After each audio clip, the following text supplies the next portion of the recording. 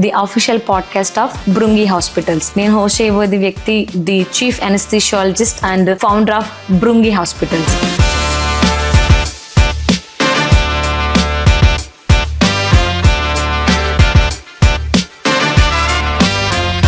Love అనేది ఎప్పుడు పుట్టింది? ఇప్పుడు ఆ టాపిక్ అవసరం.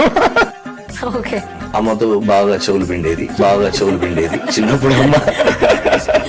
నాన్నగారికి డాక్టర్ అవ్వాలి, మన ఇంట్లో ఎవ్వరూ లేరు, ఆలోచన ఎందుకు వచ్చింది? Service oriented candidate, he is the leader actually. The importance of doctor he nose. Come to PG anaesthesia department ని చూస్ చేసుకున్నారు. ఇప్పుడు మాకు తెలిసింది అంతే, ఏదో ఊటీలో ఉండి ఏదో మర్తిస్తారు, అది అంతవరకే నాలెడ్జ్ ఉండేది. సో దట్ బియాండ్ దాంట్లో సబ్జెక్ట్ ఏముండేది, అనస్థీషియా అంటే వాట్ యు విల్ రీడ్ అనేది. నాకు ఎప్పుడు మెడిసిన్ సైడ్ చాలా ఇంట్రెస్ట్. అది founder of Bhringi hospitals. So ఈ బృంగి హాస్పిటల్స్ జర్నీ అనేది ఎప్పుడు, ఎక్కడ, ఎలా స్టార్ట్ అయింది? ఒక ఆపరేషన్ థియేటర్ ఎలా ఉండాలి, ఒక అనస్థీషియా మెషిన్ ఏముండాలి, మెయిన్ బేసిక్ ఫెసిలిటీస్ ఏముండాలి, రియల్లీ చెప్పాలంటే ఒక అడ్మినిస్ట్రేషన్ తోటి ఆర్గ్యుమెంట్ అయింది. ఆ ఆర్గ్యుమెంట్ లోనే ఇప్పుడు నేను చెప్పాను, నేను హాస్పిటల్ పెట్టి చూపిస్తాను.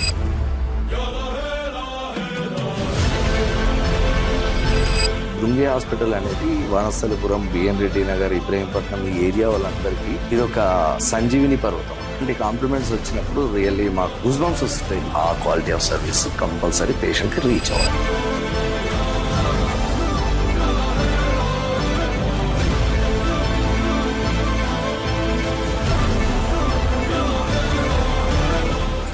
నమస్తే, welcome to caring beyond cure, the official podcast of Bhringi hospitals, where every heart beat matters.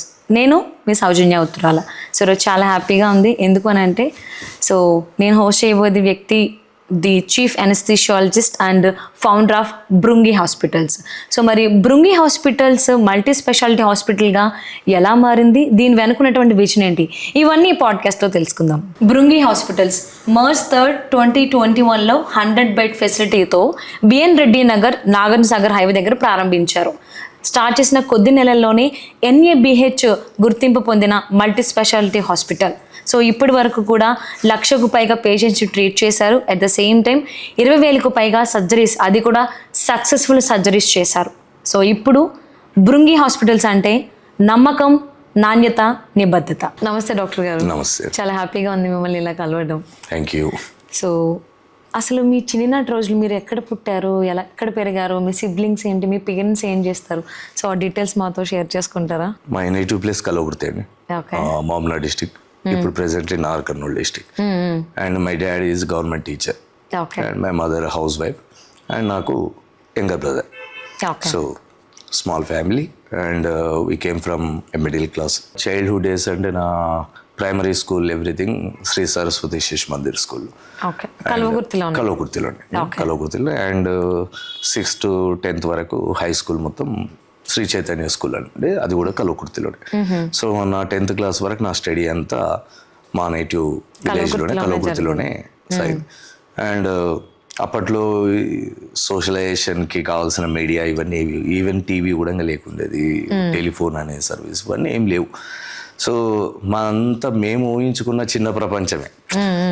మాకు ఆర్టిఫిషియల్గా ఏ ప్రపంచం కనబడదు. అంటే ఒక టీవీలో ఏదో చూడడమో, లేకపోతే మొబైల్లో ఏదో చూడడమో, ఇదంతా. టీవీ కూడా లేదు మీకు? టీవీలు కూడా లేదు. టీవీ ఎప్పుడు వచ్చిందంటే నేను 7th క్లాస్ వచ్చిన తర్వాత అప్పుడు మా ఇంట్లో టీవీ వచ్చింది. ఓకే. నేను 7th క్లాస్లో ఉన్నప్పుడు టీవీ వచ్చింది. నేను 9th క్లాస్కి వచ్చినప్పుడు ల్యాండ్ లైన్ ఫోన్, అంతే. ఆ టీవీలో కూడా ఛానల్స్ ఉండేవి కావు కదా అప్పుడు, ఓన్లీ దూరదర్శన్ వచ్చేది. సో వారానికి ఒక్కసారి దాంట్లో మూవీ వచ్చేది. ఆ మూవీ కొరకు వెయిట్ చేసేవాళ్ళం. వీక్లీ ఒక మూవీ వచ్చేది అంతే. ఆ మూవీ కొరకు వీక్లీ మన థర్స్డే రోజు చిత్రలహరి అని ఒక 5 సాంగ్స్ వచ్చేవి. ఆ 5 సాంగ్స్ గురించి వెయిటింగ్. సో అర్థం చేసుకోండి, అంటే చిన్న ప్రపంచం. ఒక 5 పాటలు చూడడానికి ఒక 1 week వెయిట్ చేయడం, ఒక మూవీ చూడడానికి ఒక 1 week చేయడం. అండ్ సండే రోజు మహాభారతం, రామాయణం ఇవి వచ్చేవి. ఇంకా రామాయణం ఉన్నప్పుడు మా ఇంట్లో టీవీ కూడా లేకున్నది అప్పుడు. సో ఆ రామాయణం చూడడానికి మేము ఇంకో బస్తీకి వెళ్ళి, ఒకరి ఇంట్లో టీవీ ఉండేది, అక్కడ దాదాపు ఒక 100 మంది అనేది అలా కూర్చొని వాళ్ళ ఇంట్లో చూసేవాళ్ళు. మీరు వేరే వాళ్ళ ఇంటికి వెళ్ళి రామాయణం అనుకోండి, మహాభారతం అనుకోండి, అవన్నీ. సో అది ఎట్టి బస్సులో మిస్ అయ్యేవాళ్ళం కాదు. సో ఆ చిన్న ప్రపంచం అండి మాకు. ఆ చిన్న ప్రపంచంలో బతికే వాళ్ళం. అండ్ మై ఫ్రెండ్స్, మాకు ఉండేది ఏం లేదు, ఒకటి చదువు, ఆ తర్వాత ఎక్కువగా మేము క్రికెట్ బాగా ఆడేవాళ్ళం.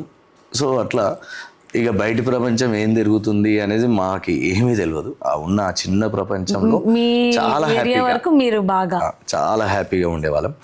అండ్ ఇంకా మై డాడ్ డాడీ గురించి చెప్పాలంటే ఆయన ప్రతిదానికి సపోర్ట్గా ఉండేవాడు నాకు.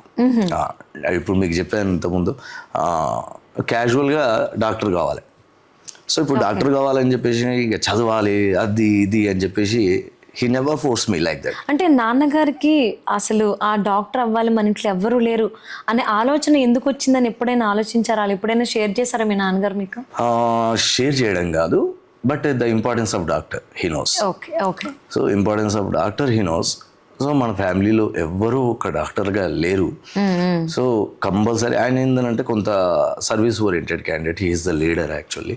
సో లీడర్ లక్షణాలు ఎక్కువ ఉండేవి. ఎప్పుడైనా మన ఫ్యామిలీ నుండి ఒక సర్వీస్ ఇచ్చే క్యాండిడేట్ ఉండాలనుకున్నాడా? I don't know exactly what he thought definitely. ఎందుకనంటే మరీ ఓవర్ ఎంథ్యూజియాజం ఉంటే కంపల్సరీ అతను నన్ను ప్రెషర్ చేసేవాళ్ళు. నన్ను ప్రెషర్ చేయరు. సో డాక్టర్ కావాలనే మాట ఒకసారి చెప్పారు.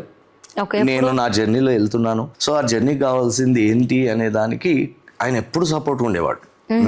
అంతేగాని 24 గంటలు చదవమని లేకపోతే స్ట్రెస్ఫుల్గా కానీ ఎన్నడూ నన్ను చేయలేదు. సో నేను ఎప్పుడు మళ్ళీ ఇంటర్మీడియట్కి వచ్చిన తర్వాత 10th అనేది కలకుర్తిలో కంప్లీట్ అయింది. తర్వాత ఇంటర్మీడియట్ అనేది first time I'm going out of my village actually. So daddy ఎప్పుడు నన్ను వదిలిపెట్టి ఉండేది కాదు అసలు. చాలా చాలా అంటే చాలా ఇష్టమైన నాకు. ఎందుకో ఎక్కడ ఎవరితో చెప్పుకున్నా మా పెద్దవాడు అని చెప్పుకునేవాడు డాడీ. అంటే ఆయనకి ఏదో హోప్స్, మన మీద ఒక హోప్స్ ఆయనకి ఎప్పుడు. ఇంకోటి నన్ను ఎప్పుడు బయటకు పంపించాలంటే భయపడేవాడు. సో ఇప్పుడు నన్ను ఇంటర్మీడియట్ పంపించడానికి నా ఎంబడి ఒక 20 మందిని పంపించాడు మా డాడీ, నన్ను ఒక్కరిని పంపించకుండా. సో ఇప్పుడు డాడీ వాళ్ళ కొలీగ్ టీచర్స్ ఎవరైతే ఉంటారో వాళ్ళ కొడుకులు కుమారులు ఎవరైతే ఉన్నారో వాళ్ళందరూ నా క్లాస్మేట్సే. సో వాళ్ళందరినీ కూడా నా కాలేజ్కి వచ్చే విధంగా వాళ్ళని కౌన్సిలింగ్ చేసి నా ఎంబడి ఒక 20 మందిని పంపించాడు మా డాడీ. అంటే నేను ఒక్కని కాకూడదని. సో అట్లా చాలా సెక్యూర్ గా చూసుకునేవాడు డాడీ. 10th తర్వాత ఎక్కడికి వచ్చారు? ఒంగోలులో SSN జూనియర్ కాలేజ్. నా ఇంటర్మీడియట్ అనేది అక్కడే చేసుకున్నాను. అంటే అసలు నాన్నగారు ఎప్పుడు చెప్పారు మీకు మన ఇంట్లో ఒక డాక్టర్ ఉండాలి అని? చెప్పాను కదా, నేను ఒక 10 years ఆఫ్ ఏజ్, నాకు 10 ఏళ్ళు ఉన్నాయి అప్పుడు. నేను అనుకోవడం maximum 4th or 5th class అవుతున్నా అనుకున్నప్పుడు. సో ఆ టైంలో అన్నాడు. అది కూడా ఇంకా ఏదో కూర్చొని ఇట్లా ఇంటెన్షన్ చాలా క్యాజువల్గా అండి, చాలా క్యాజువల్గా అన్నారు. ఏదో ఒక ఏదో వెళ్తున్నది అంతే. సీరియస్లీ అని కాదు, అది మైండ్ లో పాతుకుపోయింది. ఇక అదే జర్నీ. సో ఆ జర్నీలో ఫాదర్గా డాడీ ఎలా కోఆపరేట్ చేయాలనో, ఎంత సపోర్ట్ ఇవ్వాలనో ఆ సపోర్ట్ ఇచ్చుకుంటూ వచ్చాడు. మోరల్ సపోర్ట్ అనేది చాలా ఇంపార్టెంట్ అండి. అంటే నవడేస్ స్ట్రెస్ ఎక్కువ ఉంటుంది. మీరు చూస్తున్నారు చాలా మంది సూసైడ్ చేసుకోవడం, అర్థమైందా? పిల్లలు సూసైడ్ చేసుకుంటున్నారు, పలానా హాస్టల్లో సూసైడ్ చేసుకున్నారు, పలానా హాస్టల్లో సూసైడ్ చేసుకున్నారు. +1+2 టైంలో చాలా మంది సూసైడ్. అంటే అది ఆ స్ట్రెస్ అనేది ఒకవేళ పేరెంట్స్ నుండి పిల్లల మీద వాళ్ళ ఎక్స్పెక్టేషన్స్ అనేది ఓవర్గా పెట్టుకోవడం వలన, లేదు అని అంటే ఈవెన్ ఫ్రమ్ టీచర్స్ స్టాఫ్ వలన, లేకపోతే స్టూడెంట్ హిమ్సెల్ఫ్ లేకపోతే హర్ సెల్ఫ్, నేను ఇది కావాలి, ఇది లేకుంటే ఇంకా లైఫ్ లేదు అని వాళ్ళు ఏమైనా నెగిటివ్గా ఆలోచిస్తారో I don't know. But that is not correct అండి, దట్ ఈస్ నాట్ కరెక్ట్. ఎప్పుడైనా చాలా కంఫర్టబుల్గా మన ఇప్పుడు ఏంటంటే నెక్స్ట్ ఏం కావాలి అనే దానికన్నా అది కావడానికి ఇది చేయాలి, ఇది చేసుకుంటూ వెళ్ళండి, ఆటోమేటిక్ అది వస్తుంది. అంతేగాని ఎంతసేపు ఆ గోల్ని మైండ్లో రీకాల్ చేసుకుంటే ఏమవుతుంది అంటే స్ట్రెస్ అనేది బిల్డప్ అవుతుంది. సెల్ఫ్ గానే స్ట్రెస్ ఇంక్రీజ్ చేసుకుంటున్నారు. అర్థమైందండి? ఏదైనా చాలా సింపుల్గా నేను చెప్తున్నాను కదా, నా లైఫ్లో అంటే మరీ ఓవర్ సీరియస్గా కానీ చాలా క్యాజువల్గా ఉండేవాడిని. అండ్ నా జాయ్ఫుల్ లైఫ్ని ఎక్కడ నేను డిస్టర్బ్ చేసుకోలేను. నిజంగా ఎలా ఉండేది బాండింగ్? అమ్మతో బాగా చెవులు పిండేది చిన్నప్పుడు. అమ్మ డాడీ సపోర్టివ్ ఉండేవారు, అమ్మ చెవులు పిండేది నిజంగా. So mummy house wife. మీ వెనకాల 20 మంది స్టూడెంట్స్ ని పంపించారు, వాళ్ళ కొలీగ్స్ వాళ్ళ పిల్లల్ని. సో అంటే ఆబ్వియస్లీ ఒక విలేజ్ దాటి వెళ్తున్నాం, అది కూడా పెద్దోడు వెళ్తున్నాడు అంటే కొంచెం ఆ భయం ఉంటుంది లోపల. సో నాన్నగారు అంటే అది తీర్చేసుకున్నారు. మరి అమ్మ ఎలా తీర్చుకున్నారు ఆ భయాన్ని? మీరు ఊరు దాటి పంపిస్తున్నారు అంటే ఏమైనా ఏడుస్తూ ఉంటారు నిజంగా. అండ్ ఆ టైంలో ట్రాన్స్పోర్ట్ ఫెసిలిటీ లేదండి, అర్థమైంది. 1994లో కల్వకుర్తి నుండి ఒంగోలుకి వెళ్ళాలంటే బస్ సౌకర్యం లేదు, ఎలాంటి రోడ్డు, ఒక సింగిల్ రోడ్స్ ఆ కాలంలో. సో ట్రాన్స్పోర్ట్ ఫెసిలిటీ కూడా లేని రోజుల్లో పాపం డాడ్ అయితే ఎవ్రీ వీక్ వచ్చేవాళ్ళు నా కొరకు. ఎవ్రీ సాటర్డే నా దగ్గరకు వచ్చేవారు. సండే మార్నింగ్ నన్ను మూవీకి తీసుకెళ్లేవారు, మార్నింగ్ షో మూవీకి తీసుకెళ్లేవారు, మ్యాట్నీ షో మూవీకి తీసుకునేవాళ్ళు. ఇంకా నైట్ హాస్టల్లో డ్రాప్ చేసి మళ్ళీ తను వెళ్ళిపోయేవారు. అర్థమైందా? అంటే అర్థం చేసుకోండి డాడీ ఎంత. సో జాయ్ఫుల్ లైఫ్ నాకు ఎప్పుడు డిస్టర్బ్ కాలేదు. సో మీ బ్యాక్ అండ్ ఎవరు అంటే నాన్నగారు? ఫస్ట్ ఇనీషియల్గా మాత్రం బ్యాక్ బోన్. కంపల్సరీ. తను చాలా సపోర్టివ్, అంతే స్ట్రెస్ ఎక్కడ. ఇప్పుడు మరి అవును సండే కూడా ఇంకా లేదు, చదువుకో చదువుకో చదువుకో అనే రోజులే అయిపోయింది. మంచిగా మూవీ క్యాబ్ దొరికిందంటే మూవీ తీసుకెళ్తాడు డాడీ. మూవీ తీసుకెళ్లేవాళ్ళు, మూవీ అయిపోయినాక మంచి హోటల్కి వెళ్ళేవాళ్ళం. అక్కడ ఒంగోలులో మంచిగా రొయ్యలు చేపలు అన్ని దొరికేవి, హ్యాపీగా తినిపించేవాళ్ళు. తర్వాత డ్రాప్ చేసి ఇష్టమా ఫుడ్? చాలా ఇష్టం. ఏ ఫుడ్ అంటే బాగా ఇష్టం? అట్లేం లేదు, అంటే స్పెసిఫిక్ గా పలానా వెజ్ గురించి మాట్లాడుకుందాం ఫస్ట్. వెజ్ కాదు, ఎక్కువ నాన్ వెజ్. నిజంగా చెప్పాలంటే చిన్నప్పటి నుండి బాగా అలవాటు. డాడీ ఫస్ట్ అయితే డాడీకి ఇంట్లో మటన్ లేకపోతే ఆయన కుదరదండి. ఆ మటన్ లో కూడా డైలీ ఒక వెరైటీ ఉండాలి డాడీకి. ఓకే. డాడీ ఎట్లా ఉండేవాళ్ళంటే బతికేది దేని కొరకురా, అంతే, ఈ చిన్న కడుపు కొరకే, అంతే. ఇంకా అంతకు మించి అతను వేరే ఎక్స్పెక్టేషన్స్ కానీ తనకి ఏముండకపోయేది. ఓన్లీ బతికేది, మనం కష్టపడేది అంతా కూడా ఈ చిన్న పొట్ట కొరక. ఆ పొట్టను కూడా ఇంకా సరిగ్గా సాటిస్ఫై చేయలేనప్పుడు ఇంకా ఎందుకు వేరే, అంతే కదా. సో ఫస్ట్ ఇదే, ఇది మంచిగా ఉంటే చాలు అనుకునేవాళ్ళు. సో ఇంట్లో ఎప్పుడు ఉండేది. సో అందువలన ఎక్కువ నాన్ వెజ్. మీకు ఇష్టమైన నాన్ వెజ్ ఏంటి? మటన్ చాలా ఇష్టంగా తింటాను. కానీ ఇక ఇప్పుడు బాగా తగ్గించాము. పెళ్ళైన తర్వాత మేడం రెస్ట్రిక్ట్ చేశారు. చెప్పాలంటే మేడం ఏమన్నారంటే, మ్యారేజ్ అయిన ఫస్ట్ లో మేడం అన్నారు, మీరేమన్నా రాక్షసులు అన్నది మేడం. ఎందుకు అట్లా? అంటే రోజు మటన్ కావాలి, రోజు నాన్ వెజ్ తింటుంటే రాక్షసులాగా ఏం తింటారు అనేది. అంటే అంతగానే తినేవాళ్ళం. తర్వాత గ్రాడ్యువల్గా కొంత రెడ్యూస్ చేసుకున్నాం. అంత మటన్ తిన్నా ఇంత ఎలా మెయింటైన్ చేస్తారు? ఇంత స్మార్ట్ లుక్ ఎలా ఉన్నారు? స్మార్ట్ లుక్ కాదు మేడం లుక్ అని చెప్తారా? అంటే స్ట్రెస్ ఫీల్ కాకుండా ఉంటే చాలండి. నేను అదే చెప్తున్నాను కదా. ఇప్పుడు ప్రతి ఒక్కరు ఎంతమంది చెప్పాను, మన చేతిలో ఇప్పుడు ఏముంది, that is only. Okay, future ఏమవుతుంది, లేకపోతే గడిచిన కాలాన్ని ఇప్పుడు మనం ఎట్లా మార్చాలి, అది ఏం మార్చడానికి రాదు. ఫ్యూచర్ ని ఇప్పటి నుండే నువ్వు స్కెచ్ చేయడానికి రాదు. But goal, you just keep goals and what ever the, ఇప్పుడు నీ చేతిలో ఏముందో ఆ వర్క్ అనేది నువ్వు ఫుల్ఫిల్ చేసుకునే విధంగా నువ్వు ముందుకెళ్తే definitely will reach that goal. That's అంతేగాని అంతకు మించి ఏం అవసరం లేదు. అండ్ అందుకొరకు మన కంఫర్ట్ లైఫ్ ఉంటుంది. నేను అన్నాను, నేను క్రికెట్ చాలా ఇష్టమని. ఇప్పుడు నేను ఎంసెట్ ప్రిపేర్ అయ్యేటప్పుడైనా నేను ప్రతిరోజు క్రికెట్ ఆడుకునేవాడిని. వేరే వాళ్ళు ఓజ్ అవుతుండే వాళ్ళు, మిగతా వాళ్ళందరూ అనేది ఈసారి నీకు ఆ ర్యాంకే రాదు అని. నాకు అర్థం కాకపోయేది. అంటే ఇలానే చదివితే వస్తుంది సీటు. అంటే రోజుకి ఇన్ని గంటలు చదవాలి, 20 గంటలు ఎప్పుడు చదువుతూనే ఉండాలి. ఆ బ్రష్ చేసుకోవాలి, స్నానం చేయాలి, ఇంత దినాలు చదువుకోవాలి. అంటే ఇలాంటి మెంటాలిటీలో ఉంటారు. But that is not correct. నేను ఎప్పుడైనా నా కంఫర్ట్ లైఫ్ అనేది కరెక్ట్ ఫుల్ఫిల్ అయితేనే మనం ఆ స్టడీస్ మీద కరెక్ట్ ఫోకస్ చేసుకోవాలి. సో ఎప్పుడైనా మీరు అన్నారు కదా, హ్యాపీగా ఉండాలి, ఏం స్ట్రెస్ ఫీల్ కావద్దు. అదే మనల్ని హెల్తీగా ఉంచగలుగుతుంది, అన్నీ చేయగలుగుతుంది. సో మీ యంగర్ బ్రదర్ ఏం చేస్తున్నారు ఇప్పుడు? తను ఇప్పుడు హాస్పిటల్లోనే తను సమ్ అడ్మినిస్ట్రేటివ్ వర్క్స్ అనేది చూసుకుంటున్నాడు. తను ఎంసీఏ చదువుకున్నాడు. బట్ మనం హాస్పిటల్ ఎస్టాబ్లిష్ చేసిన తర్వాత he's also he's rule somewhat. కరెక్ట్గా ఎంసెట్ అయిపోయింది, మీ ర్యాంక్ మీరు సాధించుకున్నారు, మీరు అనుకున్న ర్యాంక్, లేకపోతే నాన్నగారు కావాల్సిన ర్యాంక్. నెక్స్ట్ కాలేజ్లోకి ఎంటర్ అయిన తర్వాత కాలేజ్ డేస్ ఎలా స్టార్ట్ అయ్యి, మీరు అనుకున్నట్టు అయ్యాయా, లేకపోతే ఏం జరిగింది ఏంటి? ఇప్పుడు అన్ని సీక్రెట్స్ బయటికి రావాలి మాకు. చాలా చెప్పొచ్చు, మరి అంత పర్సనల్ గా పోను, జస్ట్ కాలేజ్ డేస్. సో నిజంగా బెస్ట్ మెమరీస్. నిజంగా అంటే నా లైఫ్లో మామూలుగా మీరు అంటారు మోస్ట్ అన్ఫర్గెటబుల్ ఆ లైఫ్ టైం ఉంటుంది చూసిరా, అది మాత్రం నా యూజీ పీరియడ్ అండి, నా ఎంబీబీఎస్ పీరియడ్. నిజంగా ఈవెన్ మై ఎండ్ ఆఫ్ లైఫ్లో కూడా ఆ డేస్ని కంపల్సరీ రీకాల్ చేసుకొని పోతానేమో నిజంగా. ఎందుకనంటే ఫస్ట్ ఎంబీబీఎస్ వచ్చిన తర్వాత ఐడి కార్డు వస్తుంది, ఓకేనా, మెడికల్ కాలేజ్. అసలు నిజంగా ఆ ఐడి కార్డు చూసుకొని ఎంత అసలు మామూలు కాదు, అంటే ఎంతో సాధించామనే దీంట్లో ఉన్నాం ఫస్ట్లో ఇనీషియల్గా. అప్పట్లో డాక్టర్ ఎంబీబీఎస్ సీట్ వచ్చింది అంటే ఇప్పుడు మీరు గల్లీకి ఒక 10 మంది డాక్టర్లు చూస్తుంటారేమో.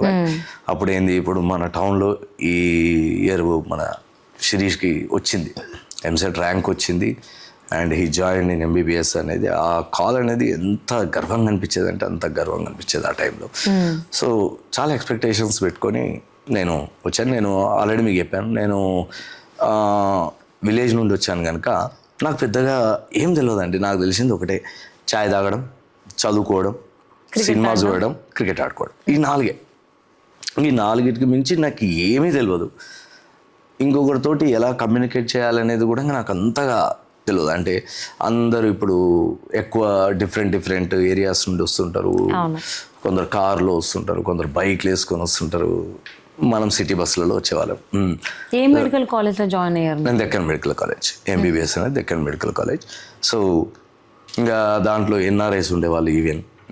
సో కొంత భయంతో ఉండేవాడిని. మంచిగా ఫస్ట్ బెంచ్, చాలా స్టూడియస్ నేను నిజంగా, చాలా స్టూడియస్ కూర్చున్నా. క్లాస్ రూమ్లో స్కూల్లో ఎంత ఉండేంత వరకు స్టూడియస్ మంచిగా వినేవాడిని. ఇక నేను ఇప్పటికీ నా బెస్ట్ ఫ్రెండ్స్ అని ఎవరు చెప్తానో ఇంకా వాళ్ళ నుండి స్టార్ట్ అయిందండి. ఎవరు వాళ్ళు? చెప్తాను, ఇప్పుడు వస్తుంది. సో ఇంకా అక్కడ నుండి అంటే ఎడ్యుకేషన్ అనేది నేను చెప్పాను కదా, నాకు ఇంతకు మించి ఇంకా పెద్ద వరల్డ్ ఏం లేకుండేది అని చెప్పాను కదా. అక్కడ నుండి ఇంకా కొత్త వరల్డ్ అనేది, కొత్త ప్రపంచం అనేది చూసిన. ఓకే, కొంచెం దాంట్లో కొంత అదేంటి మన ఎడ్యుకేషన్ కొంత నెగ్లిజెన్స్ మాత్రం మేము చేసినాం. నేను ఒక్కని కాదు, మా గ్యాంగ్ వస్తుంటేనే మన కాలేజీలో వస్తున్నారా ఇక చిల్లరగాళ్ళు అనుకునేవాళ్ళు నిజంగా. సో చాలా యూజీలో చాలా చాలా చాలా ఇది ఉండేవాళ్ళం అండి. అంటే మీరు కొన్ని సినిమాల్లో చూపిస్తుంటారు కదా, మాది మూవీ తీయొచ్చు కూడా, శివ సినిమాలా అని చెప్పుకోవచ్చా? అంత అంటే దానికి మించే ఉంటుంది, నిజంగా చెప్తున్నాను. అంటే సినిమాలో కొన్ని అలాగే చూపించలేం కదా. సినిమాల దాంట్లో చూపించేవి రియల్గా అవుతాయో లేదో, మేము మాత్రం మా లైఫ్లో చాలా చూసాం, అన్నీ చూసాం. ఓ పక్క కష్టపడే వాళ్ళం అందరము, అండ్ మా ఫ్రెండ్షిప్ రిలేషన్ మాత్రం అది ఎప్పుడు నెవర్ అన్ఫర్గెటబుల్. అది మాత్రం. ఎంతమంది మీ గ్యాంగ్లో ఉండేది? మా గ్యాంగ్లో ఒక 10 members ఉండేవాళ్ళం. మమ్మల్ని అందరినీ ఉన్న మొత్తం 150 members మా 10 మందినే ఒక యూనిక్గా చూసేవాళ్ళు. ఇప్పుడు ఆ 10 మందిమే వెల్ సెటిల్ ఉన్నాం మేము. Very good. సో 10 మందిలో మీకు బాగా దగ్గర అయిన వాళ్ళు ఎవరు? ఇప్పుడు మన one of the director doctor Ravikanth and doctor Krishna Chaitanya అని ఉన్నారు, డాక్టర్ ప్రశాంత్ ఉన్నారు, డాక్టర్ విక్రమ్ రెడ్డి ఉన్నారు, doctor Srinivas, doctor Ajay. So యాక్చువల్గా ఏమైందంటే ఇప్పుడు ఎవరైతే మేము గ్రూప్లో చాలా బెస్ట్ ఫ్రెండ్స్ అనుకున్నామో వాళ్ళందరూ అమెరికాలో ఉన్నారు.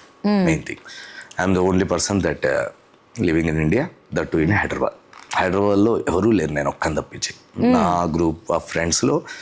సో నేను ఒక్కడనే ఉన్నాను. సో ఇప్పటికీ వాళ్ళు అదే అంటారు, నువ్వు అక్కడే ఉండి ఇంత వరకు రీచ్ అయినావంటే మేము ప్రౌడ్గా ఫీల్ అవుతున్నాం రా.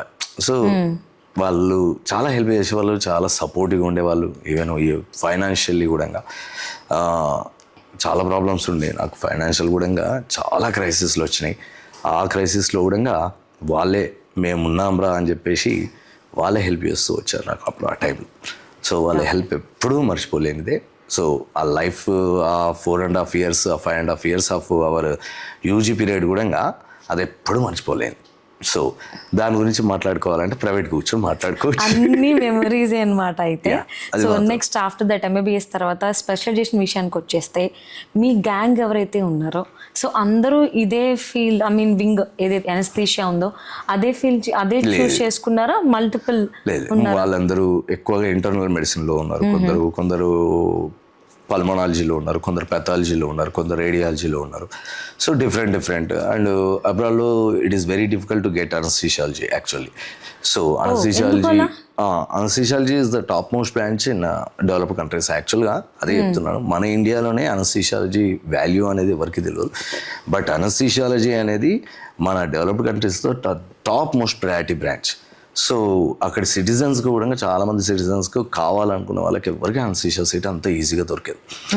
సో ఎవరికి అనస్థీషియా దొరకలేదు. సో సెకండరీ ఇంటర్నల్ మెడిసిన్ అని కొందరు పల్మనాలజీ కొందరు తీసుకున్నారు, కొందరు పెథాలజీ, కొందరు రేడియాలజీ, కొందరు కార్డియాలజీ చేస్తున్నారు, కొందరు గ్యాస్ట్రో చేస్తున్నారు. సో బట్ అనస్థీషియాలజీ మాత్రం ఎవరు లేదు. ఎక్కడ చేశారు? Gandhi medical college. Gandhi medical college. So అప్పుడు మీ గ్యాంగ్ అంతా ఇక్కడే ఉన్నారు? లేదు. ఆఫ్టర్ కంప్లీషన్ ఆఫ్ ఎంబీబీఎస్ అందరు వెళ్ళిపోయారు. ఐఎమ్ ద ఓన్లీ పర్సన్ ఇక్కడ. అప్పుడప్పుడు కలుస్తారా మీ గ్యాంగ్ ని? వస్తారు ఎప్పుడైనా, ఎవ్రీ ఇయర్ ఎవరో ఒకరు వస్తారు. వచ్చినప్పుడు మళ్ళీ ఇక్కడ ఉన్న మా ఫ్రెండ్స్ అందరం కలిసి మొత్తం లోకల్, అంటే నాట్ ఓన్లీ హైదరాబాద్, నిర్మల్లో కొందరు ఉన్నారు, కడపలో ఉన్నారు, కరీంనగర్లో ఉన్నారు, నిజామాబాద్లో ఉన్నారు, ఆదిలాబాద్లో ఉన్నారు. అందరం గ్యాదర్ అవుతాం. ఎవరైనా యూఎస్ నుండి ఒకరు వస్తున్నారు అంటే అందరం గ్యాదర్ అవుతాం. Very good. సో పీజీ కూడా అయిపోయింది. ఇప్పుడు మీ అంటే లవ్ అనేది ఎప్పుడు పుట్టింది? కాలేజ్లోనా, ఐ మీన్ యూజీలోనా, పీజీలోనా, ఆఫ్టర్ దట్? ఇప్పుడు ఆ టాపిక్ అవసరం, జస్ట్ కొంచెం ఇట్స్ ఎ గ్లిమ్స్ అనమాట. అంటే ఇప్పుడు మీ ఏజ్ లో, ఇప్పుడు ఇక్కడ ఈ స్టేజ్ లో అంటే ఆవిడే అని చెప్పారు కదా ఇందాక ఆఫ్ కెమెరాలో. So I want to know అని.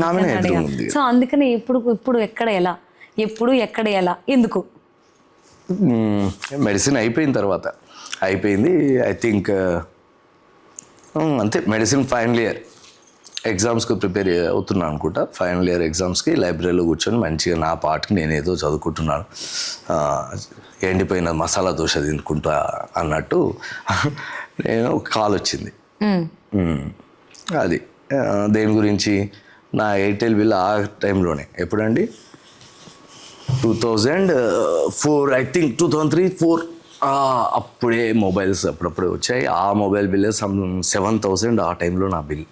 Oh my God. ఎవరితో మాట్లాడారు? ఏం మాట్లాడలేదు.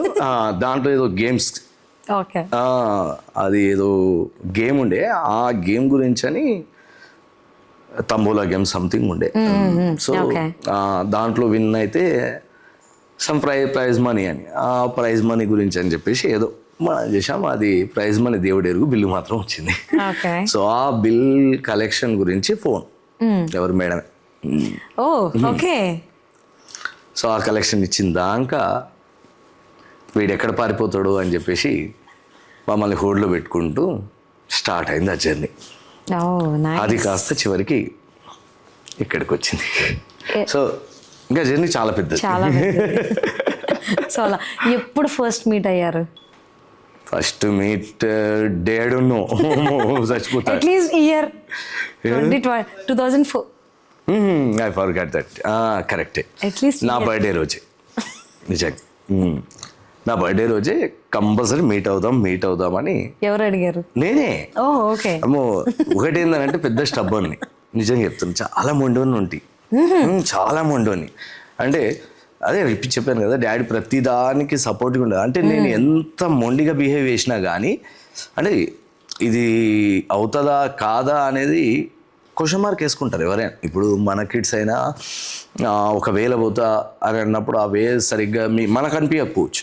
మనం అంటాం, లేదు నాన్న అట్లా కాదు, ఈ వేళ వెళ్ళు అని చెప్పేసి. సో నేను ఏదైనా ఒక రూట్ అనుకున్నప్పుడు, ఆ రూట్లో వెళ్తున్నప్పుడు ఈవెన్ డాడీకి నిజంగా రే నీ రూట్ కరెక్ట్ కాదేమోరా అని ఆయనకు అనిపించినా కానీ ఆయన అనుకునేవాడు, ఉండని, వాడు అనుకుంటున్నాడు కదా, వాడు అంటున్నాడు కదా, మనం ఎందుకు ఆపాలి అనుకొని తను ప్రతిదానికి అదే అంటున్నా. మనం చాలా మొండిగా ఉండేవాడిని. నా కంఫర్ట్ అనేది మళ్ళీ కొంచెం దాంట్లో కనబడేది అవతల కూడా కాదు. అంటే వీని కంఫర్ట్ గురించి వీడు చేంజ్ చేస్తున్నాడు అని డాడీకి అర్థమైనా కానీ సరేలేగా అని చెప్పేసి ప్రతిదానికి చాలా మొండానండి. సో ఆ మొండితనంతో మేడంని కూడా బాగా అడిగిన. 6 o'clock ఏమో వస్తా అని చెప్పిన. ఫస్ట్ మీటే 10 o'clock వచ్చిన. అబ్బో, అంతేనా? 6 నుంచి 10 వరకు వెయిట్ చేస్తున్నారు. అంటే ఇక నా కొరకు తప్పదు కదా. అవును కదా. సో అట్లా ఓకే, నా ఫస్ట్ మీట్ అక్కడనే స్టార్ట్ అయ్యింది, మీ బర్త్డే రోజు. నా బర్త్డే రోజు. ఓకే, సో అక్కడి నుంచి అలా జర్నీ స్టార్ట్ అయ్యి when you got married? 2008 April 30. Oh nice. నేను మేడం May 24th నాడు ఫస్ట్ మీట్. అది అంతకుముందు ఫోన్లో మాత్రం 2004 2005 2005 5లో. Okay, 2005 May 24th first meet. So మీ birthday May 24th. Yes yes, okay, May 24th. ఆ రోజు ఫస్ట్ మీట్. ఇంకా అక్కడి నుండి 2008 జర్నీ అనేది ఇంకా కింద మీద అవ్వకుంటూ వచ్చింది. అండ్ ఆఫ్టర్ 3 years, ఎగ్జాక్ట్లీగా 3 years అనుకోవచ్చు. అంతే. 2005 May 24th ఫస్ట్ మీట్ అనుకుంటే 2008 April 30th నాడు మై మ్యారేజ్ అయింది. అండ్ 2 kids, 2 పాపలు. సేమ్ నా క్యారెక్టరే, మా పెద్దది especially. She also very stubborn candidate. And now also she pursuing BiPC, intermediate BiPC. తను కూడా ఓకే, చూద్దాం. మీ అడుగు జాడల్లోనే వెళ్తున్నారు. వాళ్ళ ఇష్టం. నేను ఎక్కడ లైక్ మీ ప్రొఫెషన్ లోకే వచ్చారు అన్నట్టు చెప్తాను. మేబీ చూద్దాం. Yep. తను నేను సేమ్ అంతే. వాళ్ళు ఎలా పోతా అనుకుంటే అలా మనం వదిలేయాలి, వాళ్ళ ఇంట్రెస్ట్కే వదిలేయాలి. బట్ నేను అనుకున్నది వేరు. నా డ్రీమ్ వేరే ఉండే, మా పాపకు డాక్టర్ అని కాదు, ఇంకా వేరే ఉండే. But her option is towards this thing only. Okay, so అడగచ్చు అడగకూడదో తెలియదు, మీరు ప్రేమగా ఎలా పిలుస్తారు మీ ఆవిడ? స్వీట్ అమ్మ అంట. ఓకే, కోపం వస్తే? కోపం వచ్చినా అంతే, నిజంగా అవును. ఓకే, కోపం వచ్చినా అదే. మేడం ఏమని పిలుస్తారు మిమ్మల్ని? బంగారం అని పిలుచుకుంటారు. Very good, so sweet of you both actually. Definitely. అవును, నేను చెప్పాను కదా, అంటే లైఫ్లో నేనైతే చెప్పాను కానీ ఆఫ్టర్ పీజీ నా ఎండి అయిపోయిన తర్వాత నేను ఫ్యామిలీతోటి మాత్రం స్పెండ్ చేయలేదు, నిజంగా చెప్తున్నాను. ఈవెన్ మ్యారేజ్ అయిన ఇనిషియల్ డేస్ నుండే, మ్యారేజ్ అయిన 3rd day or 4th day నేను సర్వీస్లోకి వెళ్ళిపోయాను. అది నర్సాపూర్లో మ్యారేజ్ అయింది. మేడం ఇక్కడ ఉండేవాళ్ళు, నేనేమో నర్సాపూర్లో ఉండేవాడిని. అండ్ ఆఫ్టర్ పీజీ తర్వాత కూడా ఇంకా ఎప్పుడు కేసెస్ అంటూ నేను ఎప్పుడు నైట్ ఓసారి 12 o'clock, ఓసారి మార్నింగ్ 3 o'clock వచ్చేవాడిని, మార్నింగ్ 4 o'clock వచ్చేవాడిని. 4 o'clock వచ్చి ఇలా పడుకునే వరకు మళ్ళీ ఇమీడియట్గా 1.5 hourలోనే మళ్ళీ ఇంకో కేసు అని ఫోన్ వచ్చేది, మళ్ళీ వెళ్ళిపోయేవాడిని. సో నేను ప్రాక్టీస్ చేస్తున్న అన్ని రోజులు యాక్చువల్ ఫ్యామిలీతో మాత్రం స్పెండ్ చేసిన చాలా ఫ్యూ అవర్సే. సో అయినా కానీ సపోర్టెడ్. సో అది అంత ఈజీ ఎవరికి రారు యాక్చువల్లీ. ఎప్పుడైనా అది మాత్రం చాలా ప్రౌడ్గా ఫీల్ అవుతా. అండ్ చాలామంది అంటుంటారు కూడా, మేడం కనుక ఊకుంటుంది సార్, వేరే వాళ్ళు అయితే మాత్రం అస్సలు ఊరుకోరు. సో అదొకటి చాలా బ్యాలెన్సింగ్గా, అంటే పిల్లల్ని తనే చూసుకునేది, తన జాబ్ ఉండేది, తన జాబ్ మెయింటైన్ చేయాలి, పిల్లల్ని మెయింటైన్ చేసుకునేది. అంటే నా పరంగా నా ప్రొఫెషన్లో నేను వెళ్తున్న దారిలోకి ఇంకా ఎలాంటి చిన్న డిస్టర్బెన్స్ కూడా రానియకుండా తను బ్యాలెన్స్ చేసుకుంది ఆ టైం. సో దానివల్లే ఇప్పుడు మనం ఈ పొజిషన్లో ఉన్నాం అనుకోవాలి. Definitely 100% my life partner rule. Nice. Come to PG, అసలు మీరు ఎందుకు అనస్థీషియా డిపార్ట్మెంట్ని చూస్ చేసుకున్నారు? మీరు ఒక్కలైనా మీ గ్యాంగ్లో మిగిలిన వాళ్ళు కూడా చూస్ చేసుకున్నారా? అనస్థీషియాలజీ గురించి పెద్దగా అవగాహన లేని టైం యాక్చువల్గా. So one of my friend doctor Ajay, he's general medicine actually. So actually నాకు కూడా జనరల్ మెడిసిన్ అంటే ఇప్పటి కూడా చాలామంది ఇప్పటికి కూడా నవడేస్ ఆల్సో ఏం చేద్దాం అనుకుంటారు అంటే కార్డియాలజిస్ట్ అంటారు, లేకపోతే న్యూరోఫిజిషియన్ అంటారు, గ్యాస్ట్రోఎంటరాలజీ, ఏ చేయాలన్నా first general medicine. So first ఎవరికైనా బేసిక్గా చాలామంది చెప్పేది I want to become a physician, general physician. So నాకు కూడా same thought. And I want like surgical field.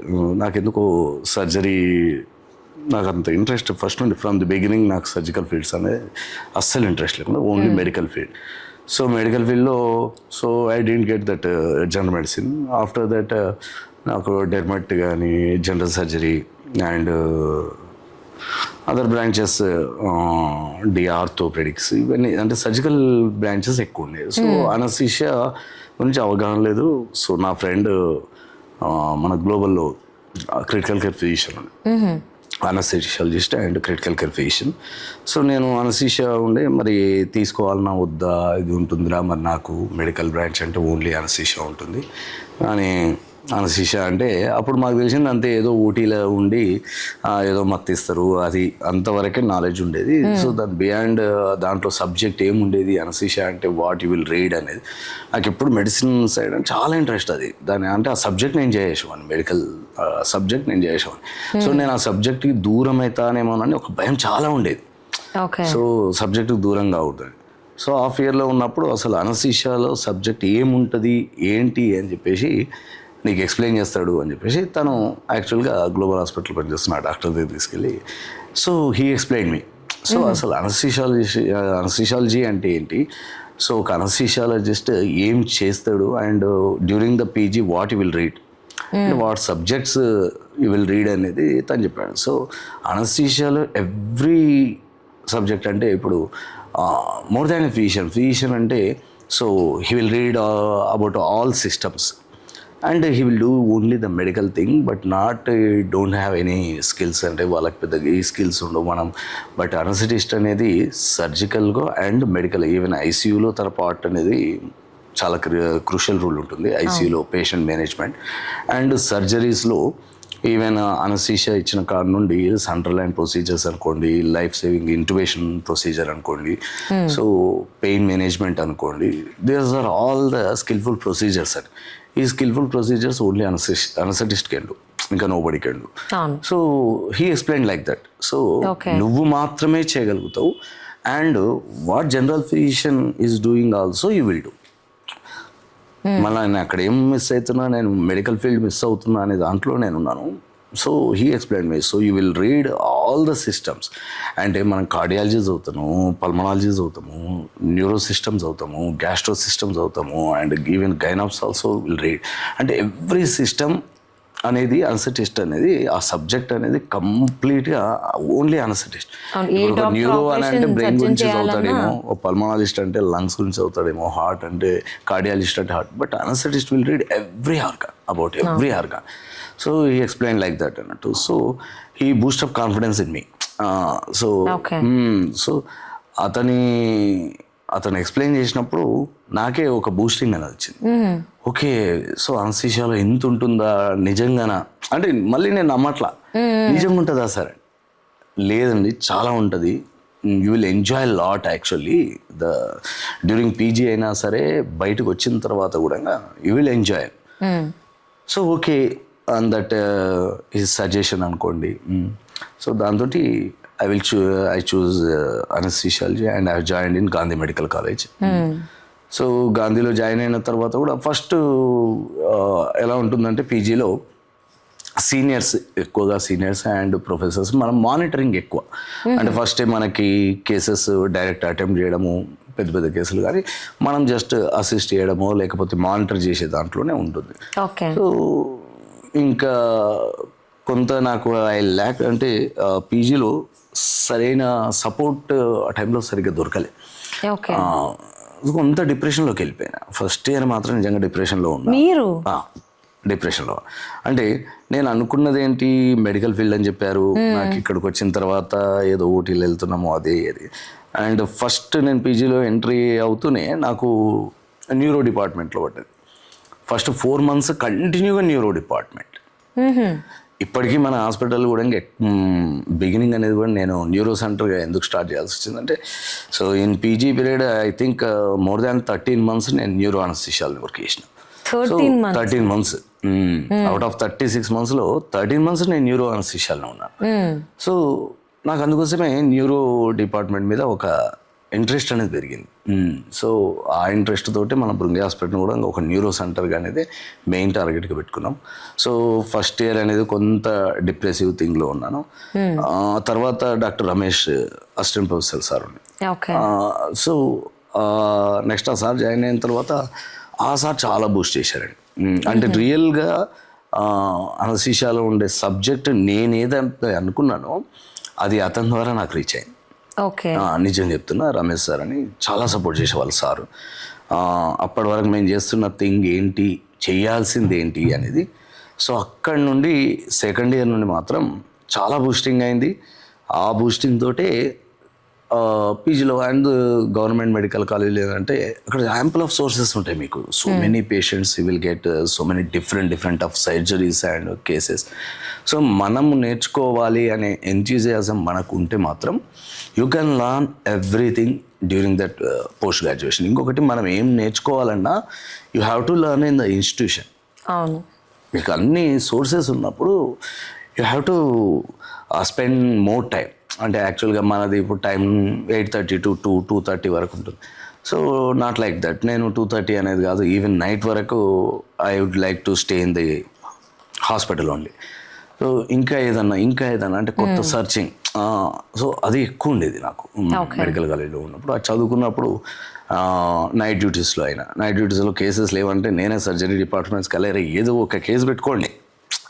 చాలామంది నైట్ డ్యూటీస్లో కేసు లేకుండా ఉంటే అమ్మ హ్యాపీగా పడుకోవచ్చురా.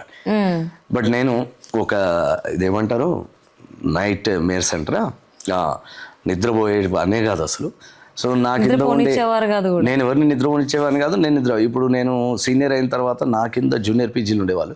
సో ఇవాళ నైట్ డ్యూటీస్ ఎవరు, మన సీనియర్ ఎవరు, ఓకే డాక్టర్ అమ్మ శిరీష్ సార్ ఆరా బాబు ఇంకా అయిపోయిందిరా ఇవాళ డే, నరకం ఈ నైట్ మొత్తం మనకు నరకమే, ఈయన నిద్రపోడు మనల్ని నిద్రపోనియాడు. సో ఇది కామన్గా నడిచేది. బట్ నేను ఏంటంటే మనం నేర్చుకునే పీరియడ్ అదే. ఇప్పుడు ఆ 3 years నువ్వు ఎంత కష్టపడితే బయటికి నువ్వు అంత క్వాలిటీ డాక్టర్గా అవుట్పుట్ వస్తుంది. అంతేగాని నువ్వు బయటకు వచ్చిన తర్వాత నేర్చుకోవడానికి ఏముండదు. You have to start your practice, that's it. Okay, so నేర్చుకోవడానికి ఏంటంటే కొత్త అప్డేట్స్ నేర్చుకునేది కానీ, బట్ ఇక్కడ నేర్చుకోవాల్సిన సోర్సెస్ ఎన్ని ఉన్నాయి, ఏం సబ్జెక్ట్ నేర్చుకోవాలి, ఆ సబ్జెక్ట్ని నువ్వు ఎలా ఇంప్లిమెంట్ చేయాలి, ఎవ్రీథింగ్ అనేది నీ పోస్ట్ గ్రాడ్యుయేషన్లో. ఆయన అంతేగాని నేను బయటకు వచ్చినాక నేను నేర్చుకుంటానులే, నేను బయటకు వచ్చినాక చేసి చూస్తానులే. సో ఎక్స్పెరిమెంట్ చేయడానికి కుదరదు నీకు. బయటకు వచ్చిన తర్వాత experiment you can't do experiments alone. Okay, so ఇప్పుడు అక్కడ మెడికల్ కాలేజ్లో అంటే నీ గైడెన్స్, నీ ప్రొఫెసర్స్ ఉంటారు, నీ సీనియర్ పీజీస్ ఉండొచ్చు. So there lot of team will be there for guidance, for explanation, everything. So వాళ్ళ గైడెన్స్ని బట్టి నువ్వు లెర్నింగ్ చేసుకోవాలి. నువ్వు లెర్న్ చేసిన దాన్ని మన పేషెంట్ మీద అప్లై చేస్తుండాలి. సో అప్లై చేస్తూ result, what is the result that you are getting అనేది. So that makes confidence and that gets confidence. అంటే అక్కడనే మీకు కాన్ఫిడెన్స్ రావాలి. అంతేగాని బయటకు వచ్చినాక చూద్దాంలే. చాలామంది ఏంటంటే ఇప్పుడు చేతులున్న పని చేయట్లా. ఇప్పుడు ప్రతి ఒక్కరు ఏంటంటే సూపర్ స్పెషాలిటీ అనే ఒక మైండ్లో పెట్టుకుంటున్నారు. Okay, no problem, super speciality చేసుకోండి. ఫస్ట్ ఇప్పుడు ఉన్న ఈ డిపార్ట్మెంట్ని ఫుల్ఫిల్ చేసుకోండి. ఇది ఫుల్ఫిల్ చేసుకుంటూ నెక్స్ట్ లెవెల్. ఇప్పుడు ఎంబీబీఎస్ చదివేటప్పుడు ఫస్ట్ ఎంబీబీఎస్లో what you have to do that thing. అది కాదు. ఇప్పుడు ఈవెన్ మీరు ఇంటర్మీడియట్లో చూస్తున్నాను కదా, ఇప్పుడు మా పాపని ఇంటర్మీడియట్ చదవట్లా, డైరెక్ట్ నీట్కి వచ్చి అర్థమవుతుందా. ఇంటర్మీడియట్ అయిపోవాలి. ఆ తర్వాత ఇంటర్మీడియట్ తర్వాత ఒక కోచింగ్ మాకప్పుడైతే ఇంటర్మీడియట్ అయిపోయిన తర్వాత మళ్ళీ నెక్స్ట్ జస్ట్ ఆ షార్ట్ టర్మ్ 45 days ఉండేది. ఆ 45 daysలోనే ఆ కోచింగ్ ఇచ్చేవాళ్ళు. ఇప్పుడు మనం ఇంటర్మీడియట్లో వాట్ యు ఆర్ లర్నింగ్ అనే దాన్ని ఒక MCQs టైప్లో అడిగితే ఎలా మనం రిప్లై ఇవ్వాలనే దానికి ట్రైన్ అవ్వడం, అదొక 45 days ట్రైనింగ్ అలా ఉండేది. ఇప్పుడు అలా కాదు. ఇంటర్మీడియట్ అనేది ఒక 30 daysలో కంప్లీట్ చేస్తున్నారు. మిగతా డేస్ అంతా neat preparation. So next level అనేది నువ్వు ఇది కంప్లీట్ చేసి నెక్స్ట్ లెవెల్ గురించి ఆలోచించు. సేమ్ అంతే. ఇప్పుడు అనస్థీషియాలజిస్ట్ ఉన్నాడు, అనస్థీషియాలజిస్ట్ సూపర్ స్పెషాలిటీ, నేను న్యూరో అనస్థెటిస్ట్ అవుతా అని చెప్పేసి ఆ న్యూరో దాని మీదనే ఫోకస్ చేయడం, మిగతా డిపార్ట్మెంట్స్ ఫర్గెట్. లేకపోతే ఒక జనరల్ ఫిజిషియన్ ఉన్నారు, తను సూపర్ స్పెషాలిటీ, నేను కార్డియాలజిస్ట్ అవుతా లేకపోతే గ్యాస్ట్రోఎంట్రాలజిస్ట్ అవుతా. సో దానివల్ల ఏమవుతుందంటే ఇప్పుడు జనరల్ ఫిజిషియన్ తన పరంగా తను ఏం నేర్చుకోవాలి, ఆల్ సిస్టమ్స్ అనేది he has to learn, all infections diseases he has to learn. So first it all you just learn. అంటే నీ పీరియడ్లో నువ్వు ఏం నేర్చుకోవాలో అది మొత్తం కంప్లీట్గా మీరు చేసుకోండి. చేసుకున్న తర్వాత దెన్ ఓకే సూపర్ స్పెషాలిటీకి వెళ్ళొచ్చు. బట్ ఇప్పుడు ఏం చేస్తున్నాను, నేను కార్డియాక్ దాని మీద నేను ఫోకస్ చేస్తూ ఇది ఓన్లీ పాస్ కావడానికి ఎంత కావాలనో అది మాత్రమే రీడ్ చేస్తూ వెళ్ళడం జరుగుతుంది. నవడేస్ అది నేను చాలా అబ్జర్వ్ చేస్తున్నాను. That's why we are not getting a perfect physician. Actually nowadays నిజంగా చెప్పాలంటే ఒక పర్ఫెక్ట్ ఫిజిషియన్ కష్టం అవుతుంది సొసైటీలో. మీరు మీ ప్రొఫెషన్గా అనస్థీషియాలజిస్ట్లో టాప్ మోస్ట్ ఉన్నారు. సో దాంతో పాటుగా founder of Bhrungi hospitals. So ఈ భృంగి హాస్పిటల్స్ జర్నీ అనేది ఎప్పుడు ఎక్కడ ఎలా స్టార్ట్ అయింది? యాక్చువల్గా హాస్పిటల్ అనేది ఫస్ట్ అట్లా ఎందుకంటే థాట్ ఏం లేదండి.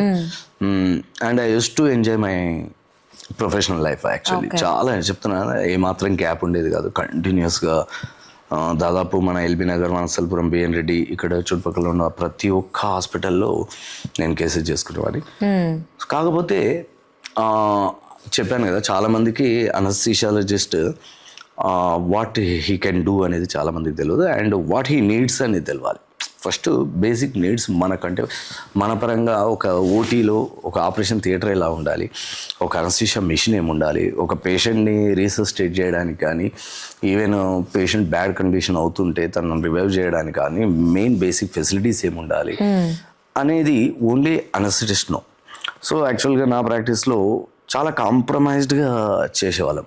అంటే హాస్పిటల్స్లో సరైన ఇన్ఫ్రాస్ట్రక్చర్ ఉండకపోయేది. సో ప్రతి దానికి మేము కాంప్రమైజ్ అవ్వాల్సి వస్తుంది. సో ఆ కాంప్రమైజ్ దాంట్లో మనం ఓసారి పేషెంట్ లైఫ్ను రిస్క్లో పెట్టాల్సి వస్తుంది. సో చాలామంది హాస్పిటల్స్ అడ్మినిస్ట్రేషన్ వాళ్ళతోటి discuss so many times. So operation theatre అనేది ఇలా ఉండాలి, మన ఓటీ టేబుల్ దగ్గర నుండి అనస్థీషియా మిషన్ దగ్గర నుండి ప్రతి ఒక్కటి స్ట్రక్చర్ అనేది ఎలా ఫామ్ ఉండాలి ఏంటి అనేది మామూలుగా నేను ఎక్స్ప్లెయిన్ చేసామని. ఇలా ఉండాలి, ఐసీయూ అనేది ఇలా ఉండాలి, పేషెంట్ కేర్ ఇలా ఉండాలి, పేషెంట్ కేర్కి కావాల్సిన ఏంటి బేసిక్ నుండి టాప్ మోస్ట్ వరకు ఏమేమి నీడ్స్ ఉంటాయని మనం compulsory as a doctor I know. So నేను ఎప్పుడు ఇలా ఉండాలని మనం చెప్పుకునే వాళ్ళం, కానీ అది నేను ఏ హాస్పిటల్లో నేను అనుకున్నది ఫుల్ఫిల్ మాత్రం అవ్వలేదు. వాళ్ళు మన డాక్టర్స్కి ఇంపార్టెన్స్ ఉండదు, వాళ్ళకి number of cases and mostly revenue. Only doctor can think about patient quality. అంటే మనం పేషెంట్కి ఏమి ఇస్తే క్వాలిటీగా సర్వీస్ అనేది వెళ్తుంది, ఏం చేస్తే అనేది ఓన్లీ డాక్టర్ నోస్, అండ్ అందులో అనస్థెటిస్ట్ నోస్ వెరీ వెల్ అండి. సో నేను అలా అడ్వైజ్ ఇచ్చేవాళ్ళం, కానీ అడ్వైజెస్ ఏవి వాళ్ళు పెద్దగా తీసుకోకపోయేవాళ్ళు. సో నాకు అక్కడ కొంచెం అంటే నేను అనుకున్నది ఏంటి, ఎలా చేద్దాం అనుకున్నాం. మనం చెప్పాను కదా పోస్ట్ గ్రాడ్యుయేషన్లో ఎంత కష్టపడ్డాం. సో మరి నాకు ఈవెన్ గాంధీలో కూడా మాకు అన్ని ఫెసిలిటీస్ ఉండేవండి. ఆ టైంలోనైతే మ్యాక్సిమం ఫెసిలిటీస్ మాకు ఉన్నాయి. చాలా చెప్పాలంటే మనకి ఇది చేయాలనుకున్నా అని ఓసారి అల్ట్రాసౌండ్ గైడెడ్ బ్లాక్ కావాలన్నా మాకు అల్ట్రాసౌండ్ తెప్పించారు. మా గౌడ్ సార్ అని ఉండే మా HOD. So he's also anaesthesiologist, అంటే ఒక హీరో అనే దాంట్లో తను అంటే మోస్ట్ పవర్ఫుల్గా తను ఉండేవాడు. మా గౌడ్ సార్ మాత్రం చాలా స్ట్రాంగ్ ఉండేవాళ్ళు. సో ఆయనను చూసి కూడా మేము చాలా ఇన్స్పైర్ అయ్యాం ఆ టైంలో. అంటే అనస్థీషియాలజీ అంటే చాలామంది కొంత తక్కువ ఆలోచనతో చూసేవాళ్ళు, బట్ సార్ మాత్రం చాలా డామినేటింగ్గా ఉండేవాళ్ళు. సో సార్ని చూసి అప్పుడప్పుడు మేము కూడా కొంచెం పుషప్ అయ్యేవాళ్ళం. సో మా హెచ్ఓడి గారు చాలా స్ట్రాంగ్ ఉండేవాళ్ళు.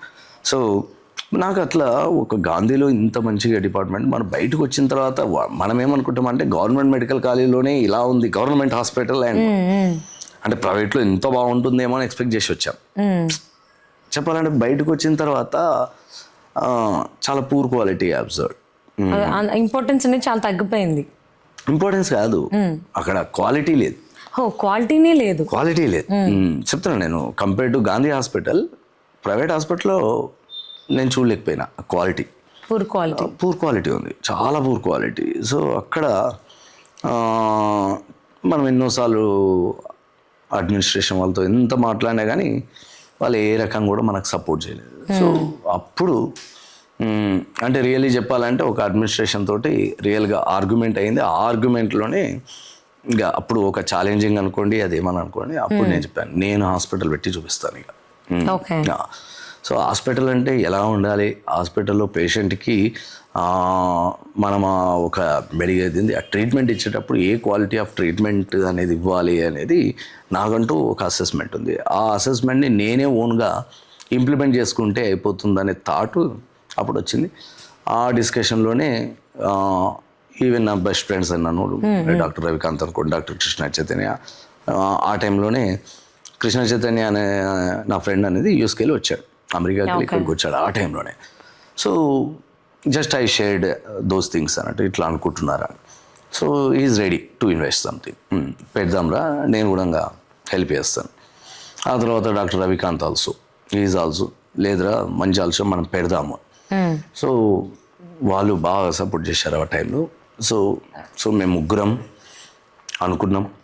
అండ్ మా పర్సనల్ లైఫ్లో కూడా సేమ్ డిస్టర్బెన్సెస్ అంటే టువర్డ్స్ మై పేరెంట్స్. ఇప్పుడు మా చైతన్య వాళ్ళ ఫాదర్ అనుకోండి, మై డాడ్ ఆల్సో, నిజంగా వాళ్ళ డెత్స్కి కారణం అనుకుంటే ఆ సర్వీస్ బయట ఎవరు ఇవ్వలే. చెప్తున్నా కదా, ఒక డాడీ మన హాస్పిటల్ ఓపెన్ చేసే ఒక 4 months బిఫోర్ ఎక్స్పైర్ అయ్యారు. ఇప్పటికి అనుకుంటాను అప్పుడు ఆ కోవిడ్ టైం. సో చాలా క్రూషియల్ పీరియడ్ ఆ టైం. సో ఎప్పుడు పాపం డాడీ నిజంగా ఒకటి మిస్ అయింది లైఫ్లో. నేను ఒక్కటి అనుకుంటే ఏంటంటే డాడీ చూడలేకపోయాడు. నేను చెప్పిన కదా, మా పెద్దోడు ఆయన ఎంత నాకు చాలా అబ్స్ట్రాకిల్స్ వచ్చాయి, చాలా గ్యాప్స్ వచ్చాయి. అన్నీ వచ్చినా కానీ ఆయన సపోర్ట్ చేసుకుంటూ వచ్చేవాడు. అయితే నాకు ఫైనల్గా నేను రీచ్ అయిన ఇది మాత్రం ఆయన చూడలేకపోయాడు. అంటే ఇప్పుడు లైవ్ లో చూడకపోయినా పైనుంచి ఆయన మిమ్మల్ని అబ్జర్వ్ చేస్తూనే డెఫినెట్లీ అనుకోవాలి. ఎప్పుడు కాంపౌండ్ వాళ్ళు కింద ఉండేవాడు. ఉండొచ్చు, ఐ మీన్ మీ పెద్దమ్మాయి మేబీ ఆయనకు చాలా ఇష్టం. నా పెద్దమ్మాయి అంటే చాలా ఇష్టం ఆయనకు. సో అదొక్కటి మాత్రం డాడీ చూసుంటే బాగుండు. ఇప్పుడు అది మన హాస్పిటల్ ఉంటే నిజంగా మా డాడీని సర్వైవ్ చేసుకునేవాడిని నేను మాత్రం. నాకు ఆ కాన్ఫిడెన్స్ ఉండే పాపం. సో ఓకే, ఎక్కడున్నా డాడ్ బ్లెస్సింగ్స్ అయితే ఉంటాయి. ఆయన బ్లెస్సింగ్స్ అయితే ఆయన బ్లెస్సింగ్స్ తోటి ఇప్పటికీ అది ఇట్స్ గోయింగ్ గుడ్ పాజిటివ్. అంటే పాజిటివ్ థింకింగ్. అంటే నాకు చాలా అబ్స్ట్రాకిల్స్ వచ్చాయండి రియల్గా చెప్పాలంటే. అబ్స్ట్రాకిల్స్ గురించి చెప్పాలంటే అది నాకు ఆ తీపి దానికన్నా ఈ చేదు ఇంకా చాలా ఘోరంగా ఉన్నాయి. బట్ ఆ అబ్స్ట్రాకిల్స్ వచ్చినప్పుడు డాడీ సపోర్ట్ అనుకోండి, డాడీ దగ్గరకు వచ్చి వేరే వాళ్ళు కూడా ఏమైంది, మేము ఇంకా కాలేదా, ఇంకా కంప్లీట్ చేయలేదా, అందరూ మిగతా వాళ్ళందరూ డాడీ ఫ్రెండ్స్ వాళ్ళ అబ్బాయిలంతా ఇంజనీరింగ్ సైడ్. సో వాళ్ళు after engineering they have completed their engineering and they are getting this thing jobs and some people went to abroad. So అట్లా వచ్చే మా వాడు అమెరికాలో ఉండేవాడు, అక్కడ ఉండేవాడు, ఇక్కడ ఉండేవాడు. మీ వాడు ఏం చేస్తున్నాడు అంటే చదువుతున్నాడు. అంటే medical profession it will take long time to settle. So ఇంకా అయిపోలేదా. ఇంకా డాడ్ ఆల్సో అప్పటికే నా MBBS అయిపోయిన టైంలో డాడ్ రిటైర్మెంట్ కూడా అయిపోయింది. సో సోర్స్ ఆఫ్ ఇన్కమ్ కూడా ఏం లేదు. అప్పుడు డాడ్ రిటైర్మెంట్ మ్యాక్సిమం అనుకోవడం ఐ థింక్ మంత్లీ ఒక 10,000 వచ్చేవి డాడీకి. సో ఆ 10,000 తోటి ఫ్యామిలీ గడవాలి. సో ఫైనాన్షియల్లీ కూడా చాలా స్ట్రగుల్ అయ్యాను ఆ టైంలో. అండ్ మెడిసిన్ అయిపోయిన తర్వాత మ్యారేజ్. సో ఇంకా అప్పటికి అసలు మ్యారేజ్ అనగానే ఒక తెలియని స్మైల్ వస్తుంది మీలో. స్మైల్ విత్ అన్ని కష్టాలు అన్ని ఆ టైంలో ఉన్నాయి. బట్ ఏంటంటే ఒకటే చెప్తున్నాను, అంటే ఇవన్నీ వచ్చినా కానీ స్ట్రగుల్స్ వస్తుంటే మనం ఏమైంది, మన లైఫ్ ఎందుకు ఇట్లా అయిపోతుంది అని ఆలోచించేది కాదు. నేను అనుకునేది ఎప్పుడు మనం ఈ గోల్ అనుకున్నాం, ఏదో ఒక గోల్ అని పెట్టుకున్నాం, కానీ ఆ గోల్ రీచ్ అవ్వట్లేదు, ఇంకెక్కడో వెళ్తున్నాం అనుకుంటున్నాం. సో నేనేమనుకుంటా అంటే, నేను అన్నాను కదా నాకు జనరల్ మెడిసినే కావాలని అనుకున్నాను. నాకు రాలేదు. అవునా, ఇప్పుడు రాలేదు అని అంటే దేవుడు నువ్వు దానికి వద్దు అన్నాడు, నీకు ఇదే సూట్ అవుతుంది అన్నాడు. సో నేను జనరల్ మెడిసిన్ తీసుకుంటే ఏమయ్యేవాను ఐ డోంట్ నో, కానీ నిజంగా అనస్థీషియాలజీ నాకు పర్ఫెక్ట్ మ్యాచ్ అయింది అని నేను అనుకుంటున్నా. సో ఎప్పుడైనా అంతే నెగిటివ్ థాట్ ఉండకపోయేది. అంటే నాకు ఏది వస్తే దేవుడు అదే ఇవ్వాలనుకుంటున్నాడు. ఇంకోటి చాలా బిలీవ్ చేస్తాను నేను గాడ్ మీద, చాలా అంటే చాలా బిలీవ్నెస్. సో మనం ఏదైనా అబ్స్టాకిల్స్ వస్తున్నాయంటే ఎందుకు అవుతుంది అనే దానికన్నా I'm going in a wrong way, ఇది కాదు. సో ఏదో ఇంకో రూట్ వస్తుంది కదా, ఆ రూట్లో దేవుడు తీసుకెళ్తున్నాడు, బెటర్, ఓకే.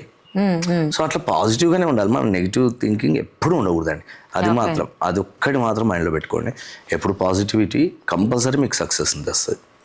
సో మరి భృంగి హాస్పిటల్స్ కోర్ వాల్యూస్ ఏంటి? సో డైలీ యాక్టివిటీస్లో వాటిని ఎలా మేనేజ్ చేస్తున్నారు మీరు? సో మన 6 కోర్ వాల్యూస్ మనం భృంగి హాస్పిటల్కి అనుకున్నది 6 C's. That is populated as 6 C's. So 6 C's, first care, okay, second one compassion, third one confidence ఉంటుంది, ఫోర్త్ వన్ కమ్యూనికేషన్ ఉంటుంది, fifth one courage, and sixth finally commitment. So caring అనేది first one. అంటే always the patients expect చేసేది కూడా అంతే, మా patient కొంచెం care తీసుకోండి సార్, మా పేషెంట్ కేర్ తీసుకోండి. అంటే కేరింగ్ అనేది only in spite of medical అనేది కాదు, అంటే పేషెంట్ ట్రీట్మెంట్లో ప్రతి ఒక్కటి ఇన్వాల్వ్ అవుతారండి.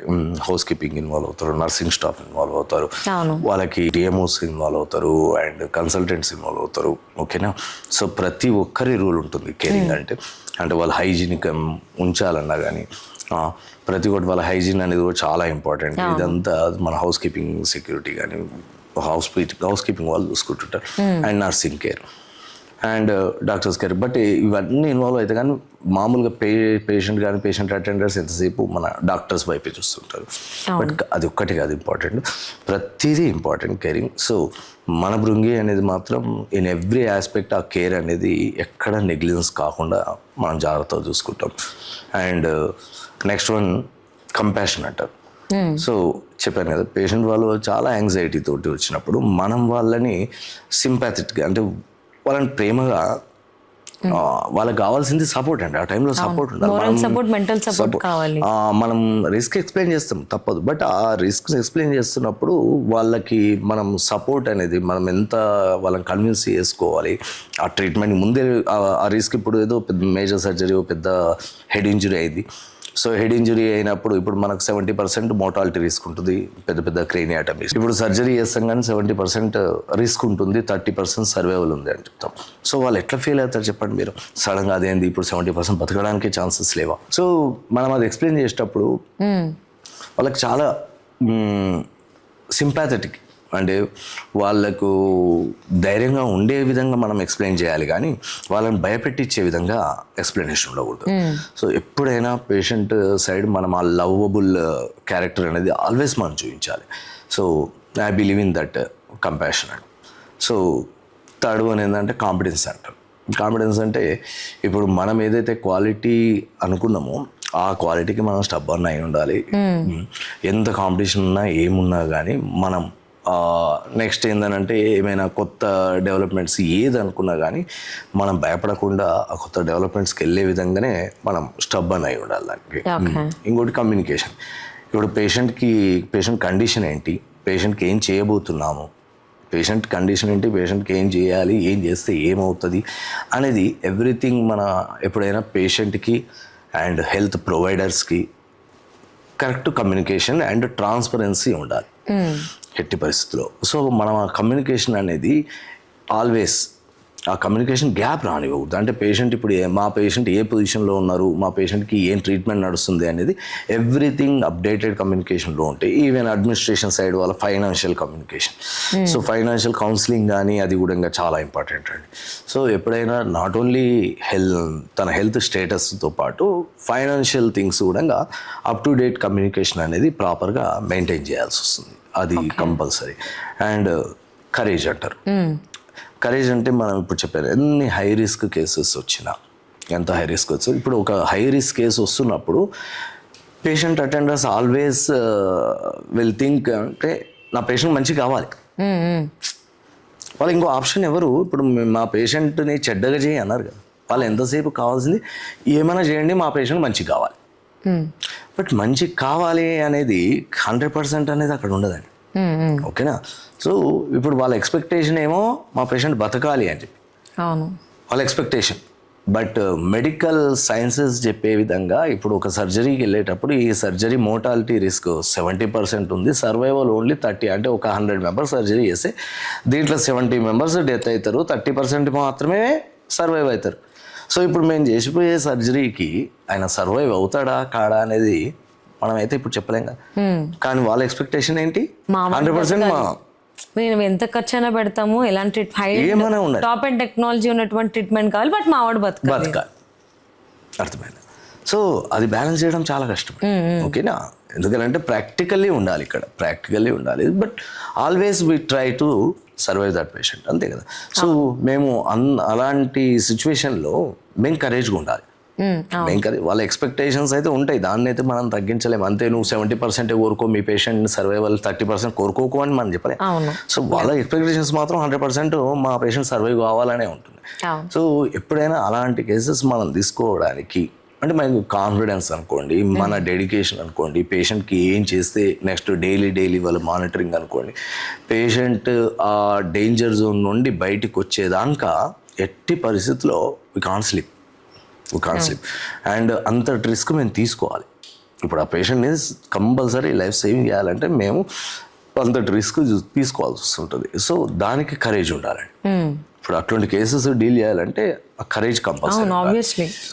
So that courage, Brungi Hospital had that courage, and with that courage we have taken so many high risk surgeries and so many high risk medical cases, and we dealt successfully those cases and they discharged very well. So అలాంటి cases హ్యాపీగా మేము discharge చేసుకున్నాం. And ఇప్పుడు ఆ patients వాళ్ళ healthier happy life వాళ్ళు lead చేస్తున్నారు. So finally commitment. So మనం ఫస్ట్ బృంగి హాస్పిటల్ ఏ ఉద్దేశంతో మనం పెట్టాము, మన మెయిన్ ఉద్దేశం ఏంటంటే ఒక మంచి క్వాలిటీ ఆఫ్ సర్వీస్. ఓకేనా? సో మన రీజనబుల్ ఏరియాస్, మన డిస్టెంట్ ఏరియాస్ అనుకోండి, లేకపోతే మన ఓన్ కమ్యూనిటీలో అనుకోండి. ఇప్పుడు ఏంటంటే ఏదన్నా ఉంటే పెద్ద పెద్ద హాస్పిటల్స్కి వెళ్ళిపోవాలి, అది ఎక్కడో ఉంటుంది, ఒకటి గచ్చిబౌలి ఉంటుంది, లేకపోతే హైటెక్ సిటీలో ఉంటుంది. అంటే చాలా డిస్టెంట్ ఏరియాస్, రిమోట్ ఏరియాస్ వాళ్ళకి near by emergency services reach అయ్యే విధంగా హాస్పిటల్స్ ఉండవు. సో మన కమిట్మెంట్ ఏంటంటే ఆ నియర్ బై వాళ్ళకు మంచి హై క్వాలిటీ సర్వీసెస్ అందించగానే మన హాస్పిటల్ ఎస్టాబ్లిష్ చేసినాం. ఇంకొకటి క్వాలిటీ. మనం ఎంతో ఇప్పుడు హాస్పిటల్ అనేది చాలా ఫైనాన్షియల్ బర్డెన్తో కూడుతుంది. చాలామంది అనుకుంటారు హాస్పిటల్ పెట్టిండు అని అంటే ఇక అయిపోయింది ఓ మస్తు వాళ్ళకి చాలా లక్షలు సంపాదిస్తుంటారు. కాదండి. సో ఫస్ట్ ఆ ఇన్ఫ్రాస్ట్రక్చర్ కాస్ట్ తెలవాలి మీకు. ఒక్కొక్క ఇన్ఫ్రాస్ట్రక్చర్ ఎన్ని కోట్లు ఖరీదైంది. సో ఒకటి ఇన్వెస్ట్ చేసేటప్పుడు ఎంతో ఖరీదైన, సో అవి ఎంత బ్యాంక్ లోన్ తీసుకుంటాము, ఆ ఈఎంఐలకు ఎంత కట్టాలి, ఇవన్నీ వాళ్ళకి రాదు. సో చాలా స్ట్రగుల్ ఉంటుందండి. సో ఆ స్ట్రగుల్స్ ఎన్నైనా ఉన్నా అంటే మోస్ట్ ఆఫ్ ది హాస్పిటల్ ఏంటంటే ఒకవేళ స్ట్రగుల్లో ఏం చేస్తారంటే మనకు మెయింటెనెన్స్ ఎక్కువ అవుతుంది, ఇంత మెయింటెనెన్స్ ఏమొద్దు, తగ్గించుకుందాం అంటే మన రెవెన్యూ ఎంతే ఉంది కనుక దాని మెయింటెనెన్స్ తగ్గించుకుందాం. మెయింటెనెన్స్ అనేది కానీ క్వాలిటీ అని తగ్గించుకుంటే మాత్రం ఇక హాస్పిటల్ సర్వీసెస్ అవన్నీ పేషెంట్కి దూరమైనట్టే. సో ఎప్పుడైనా నేనేంటి హాస్పిటల్ మనం ఏదైతే క్వాలిటీ అనుకున్నామో ఆ క్వాలిటీకే స్టబ్బన్గా అదే కమిట్మెంట్ మీద ఉన్నాం. అదే కమిట్మెంట్ తోటి ఫర్దర్ ఫ్యూచర్లో కూడా అదే కమిట్మెంట్ తోటి ముందుకెళ్తాం. ఆ క్వాలిటీ ఆఫ్ సర్వీస్ కంపల్సరీ పేషెంట్కి రీచ్ అవ్వాలి. సో గుడ్ అండి. సో అలాగే ఇప్పుడున్నటువంటి సిచ్యువేషన్లో హెల్త్లో ఈ హైటెక్ టెక్నాలజీ అనేది చాలా రోల్ ప్లే చేస్తుంది. మరి ఈ హైటెక్ టెక్నాలజీతో పాటుగా ప్రేమపూర్వకంగా ఒక పేషెంట్కి ఆ కేర్ని, ఆ ట్రీట్మెంట్ని ఎలా అందిస్తున్నారు, వాటిని ఎలా బ్యాలెన్స్ చేస్తున్నారు? హై టెక్నాలజీ అంటే యాక్చువల్గా కంపల్సరీ ఇయర్ బై ఇయర్ మన టెక్నాలజీ అనేది ఎవ్రీ డిపార్ట్మెంట్లో, not only in health year, మన హెల్త్ సిస్టమ్ అనే కాదు, ప్రతి రంగంలో మనకి టెక్నాలజీ అనేది ఎంతో సేమ్. అదే టైంలో ఇప్పుడు కూడా మనం హెల్త్ సిస్టంలో కూడా టెక్నాలజీని యూజ్ చేసుకుంటూ, ఇప్పుడు ఫర్ ఎగ్జాంపుల్ మీరు రోబోటిక్ సర్జరీస్ అనుకో, ఈ మధ్య ఆర్టిఫిషియల్ ఇంటెలిజెన్స్ని కూడా యూజ్ చేసి హెల్త్ కేర్ సిస్టంలో. అంతకుముందు అన్ని ఇన్వేజివ్ సర్జరీస్ ఉండి ఇప్పుడు మినిమల్ ఇన్వేజివ్ సర్జరీస్ అనుకున్నాం, ల్యాప్రోస్కోపిక్ అనుకుని. సో ప్రతి దాంట్లో మనం టెక్నాలజీని యూజ్ చేస్తూ పేషెంట్కి మినిమల్ ట్రామా, సో మనం ఆ టెక్నాలజీని దేంట్లో యూజ్ చేసుకోవాలంటే పేషెంట్కి, అంటే ఇంకోటి ఆ టెక్నాలజీని కూడా మన బ్రెయిన్ని రీప్లేస్ చేస్తూ టెక్నాలజీని యూజ్ చేయకూడదండి. ఓకేనా? సో మన బ్రెయిన్ని రీప్లేస్ చేసే విధంగా టెక్నాలజీ కాదు. టెక్నాలజీ అనేది మన బ్రెయిన్ కానీ మన డెడికేషన్కి అది ఒక యాడ్ ఆన్ అవ్వాలి. But it never replaceable. అంటే చాలామంది ఈ మధ్య చెప్తుంటే ఇక ఏఐ వస్తే పలానా ఈ డిపార్ట్మెంట్ ఉండదు, మెడికల్ ఇది ఉండదు, దట్ ఈస్ ప్యూర్లీ రాంగ్ అండి.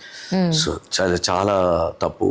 ఫర్ ఎగ్జాంపుల్ నేను చెప్తాను, maximum 4 to 5 years back software engineer తను యూట్యూబ్లో నార్మల్ డెలివరీ అనేది యూట్యూబ్లో చూసుకుంటూ తన వైఫ్కి నార్మల్ డెలివరీ ఇంట్లో చేశాడు, వాళ్ళ వైఫ్ డెత్ అయింది. సో ప్లీజ్ అలాంటి ఎక్స్పెరిమెంట్స్ ఎప్పుడు చేయకండి. సో ఒక డాక్టర్ ఎన్నో ఏళ్ళు కష్టపడి చదివి అతను చదువుతున్న దాన్ని తన కళ్ళ ముందర ఎంతోమంది 1000 పేషెంట్లను తను చూస్తూ ఆయన తన సబ్జెక్ట్ని అంతా నెక్స్ట్ లెవెల్కి అందించే విధంగా ఉంటాడు. అది ఒక మిషన్ ఇవ్వదండి ఎట్టి బస్లో. మిషన్ అనేది డాక్టర్కి తన వర్క్ బర్డెన్ అనుకోండి, లేకపోతే ఒక ఇంకా కొంత క్వాలిటీతో వెళ్ళడానికి యూజ్ అవ్వాలి, కానీ అది రీప్లేసబుల్ మాత్రం ఎప్పుడు కాకూడదు, అది కాదు కూడా. సో ఇంకొకటి అండ్ మీ ఈ టెక్నాలజీ అనేది రీప్లేస్ అంటే ఇప్పుడు ఒక మిషన్ మీతోటి మాట్లాడితే మీరు కన్విన్స్ అవుతారా, లేకపోతే ఒక మనిషి మాట్లాడితే మీరు మనిషి మాట్లాడితేనే కన్విన్స్ అవుతారు? అవునా కదా అండి. ఇప్పుడు నేను మిషన్ని కూర్చోబెట్టేసి అర్థం చేసుకోలేదు. ఇప్పుడు ఒక మిషన్ కూర్చోబెడతా, ఒక రోబోని కూర్చోబెడతాను, నేను రోబో తోటి మీకు ఎక్స్ప్లెనేషన్ ఇప్పిస్తాను, కన్విన్స్ అమ్మో అది మన ఫీలింగ్స్ దానికి అర్థం కావు కదా. నేను ఎలా ఫీల్ అవుతున్నాను, ఎంత సాడ్ నాది, అది ఎంత లెవెల్లో ఉందనేది అర్థం కాదు. డెఫినెట్లీ కదా. ఇప్పుడు నేను మీకు ఇంతకుముందు అన్నారు కదా మీరు ఆ lovable thing. So patient support and ఆ సపోర్ట్ కూడా ఎప్పుడైనా డాక్టర్ అనేది ఏ ఎక్స్ప్రెషన్ తోటి నీతో మాట్లాడుతున్నాడు అండ్ ఎక్స్ప్రెషన్ అనేది మోస్ట్ ఇంపార్టెంట్ అండి. ఎక్స్ప్రెషన్ అనేది, అంతేగాని నేను చెప్తున్నాను దాంట్లో ఏదో వర్డ్స్ వస్తున్నాయి, ఆ వర్డ్స్ తోటి మీరు convince car. But you will convince with the confidence in the doctor. అంటే మీకు ఆ డాక్టర్లో కాన్ఫిడెన్స్ కూడా కనబడాలి. అంటే ఈ డాక్టర్ ఇది చేయగలుగుతాడు రా, నేను ఆయన ఫేస్లో ఆ కాన్ఫిడెన్స్ చూసిన, అండ్ ఈ ఎక్స్ప్లెయిన్డ్ సో వెల్ రా, అండ్ తను సింపాథెటిక్ అన్న, ఆ లవబుల్ థింగ్. అర్థమే. ఎప్పుడైనా నేను కోరుకునేది ఏంటంటే పేషెంట్కి డాక్టర్కి మధ్యలో రిలేషన్ అనేది చాలా స్ట్రాంగ్ ఉండాలండి. ఓకేనా. ఎప్పుడైనా పేషెంట్కి డాక్టర్ రిలేషన్ అనేది చాలా ఫెయిర్గా ఉండాలి. అండ్ మనం అది కమ్యూనికేషన్ అనేది డాక్టర్ ఒక ఫ్రెండ్లీ నేచర్లో కమ్యూనికేట్ చేస్తే ఆ అటెండర్ కూడా తన ఫియర్ థింగ్స్ కానీ ఏదైనా తను ఎక్స్ప్రెస్ చేసుకోవడానికి ఒక ఫ్రెండ్లీ ఎన్విరాన్మెంట్ మనం క్రియేట్ చేయాలి. అప్పుడే ఆ పేషెంట్ అటెండర్స్ కన్విన్స్ అవుతారు. అండ్ మనం తీసుకునే రిస్క్ ఏదైతే ఉందో ఇప్పుడు మన ట్రీట్మెంట్కి, దానికి వాళ్ళు సపోర్ట్ చేస్తారు, దానికి కంపల్సరీ వాళ్ళు సపోర్ట్ చేస్తారు. సో ఎప్పుడైనా నేను అదే అంటున్నాను, ఎంత హై టెక్నాలజీ వచ్చినా కానీ సో డాక్టర్స్ ప్లేస్ ఓ హ్యూమన్ బీయింగ్ అనే దాన్ని రీప్లేస్ మాత్రం టెక్నాలజీ చేయకూడదు. ఆబ్వియస్లీ చేయలేరు కూడా, చేయకూడదు కూడా, చేయలేరు. No one can. సో మనిషికి సంబంధించి తన ఫీలింగ్స్ ఎలా ఉంటాయి ఏంటి అని చెప్పేసి అని మనిషి మాత్రమే, ఒక డాక్టర్గా మాత్రమే తెలుసు కదా. సో నవ్ ఇట్ ఈస్ హాస్పిటల్కి రావాలి, ఆ ట్రీట్మెంట్స్ అవన్నీ కూడా అంటే చాలా కాస్ట్లీ ఉంటాయి, హాస్పిటల్కి వద్దు అనేటువంటి మైండ్ సెట్ చాలా మందిలో ఉంది. సో అది ఆడవాళ్ళు కావచ్చు, మగవాళ్ళు కావచ్చు. హాస్పిటల్ అంటే ఒక తెలియని ఫియర్, ఎందుకురా ఖర్చుతో కూడుకున్నది అని. కానీ బృంగి హాస్పిటల్స్ అలా కాదు, ఇట్స్ క్వైట్ ఆపోజిట్ అనేది టాక్ ఉంది. సో అంత తక్కువ ఖర్చుతో, అందులోనూ అందరికీ అందుబాటులో ట్రీట్మెంట్స్ మీరు ఎలా అందిస్తున్నారు, ఎలా పాసిబిలిటీ చేయగలిగారు? సో హాస్పిటల్ అనే దాన్ని మనము business is different thing and service is different thing అండి. బట్ ఈ రెండు మిక్స్ అయ్యి ఉండేది హాస్పిటల్. ఓకేనా. ఈ రెండు మిక్స్ అయ్యి ఉంటాయి. దీంట్లో సర్వీస్ ఉంటుంది, అట్ ది సేమ్ టైం మళ్ళీ బిజినెస్ అవ్వాలి. ఇప్పుడు అది ఒక పాజిటివ్ రెవెన్యూ డెవలప్ చేయకపోతే we can't run further. So ఆ స్ట్రగుల్ చాలా ఉంటుంది. And at the same time మన పేషెంట్ సర్వీస్లో ఎక్కడ ఇంబ్యాలెన్స్ కావద్దు. ఇక్కడ లైఫ్స్ అవి. ఓకేనా అండి. వేరే బిజినెస్ లాగా కాదు ఇది. ఓకేనా. వేరే బిజినెస్ లాగా కాదు ఇది. ఇది మోర్ దాన్ 70% ఇది సర్వీస్ లాగా ఉంటుంది, అండ్ 20 to 30% బిజినెస్ లాగా ఉండాలి. బట్ నవడేస్ ఎక్కువగా కమర్షియల్ వేలో పోతున్నాయి. అది పేషెంట్స్ కానీ పబ్లిక్లో చాలా రీచ్ అయింది. అది కూడా ఏంటంటే కొన్ని మూవీస్ ఆల్సో, అంటే ఇది తప్పండి యాక్చువల్గా. ఇప్పుడు హెల్తియర్ సొసైటీ లేకుంటే కంట్రీ ఉంటుందా? ఉండదు. కంట్రీ ఉండాలి అని అంటే ఓ హెల్తియర్ సొసైటీ ఉండాలండి.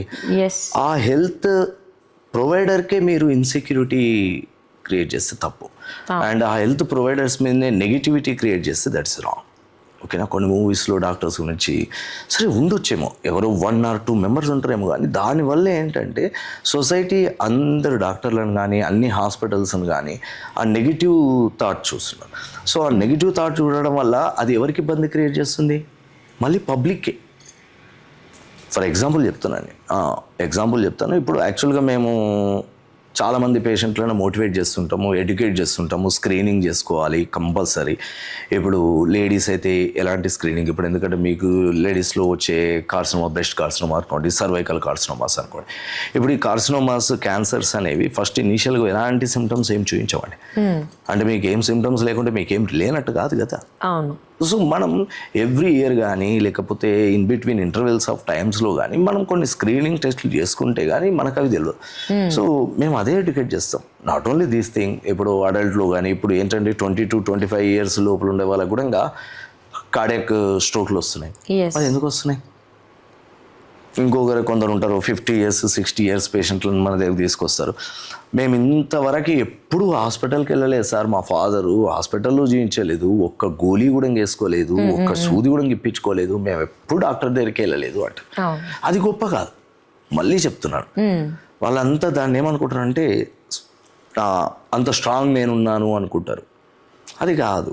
బైక్ సర్వీసింగ్ అనేది, మీరు ఒక బైక్ 1 లక్ష రూపాయలు పెట్టుకున్న బైక్కే మీరు ఎవ్రీ 6 monthsకి సర్వీసింగ్ చేస్తున్నప్పుడు మరి మన హెల్త్ గురించి, అంటే మీ హెల్త్ ఖరీదు అనేది లేకపోతే మీ ప్రాణం ఖరీదు అనేది ఆ 1 లక్ష రూపాయల కన్నా తక్కువైపోయింది. మన మనిషి శరీరం కూడా ఒక యంత్రం లాంటిది.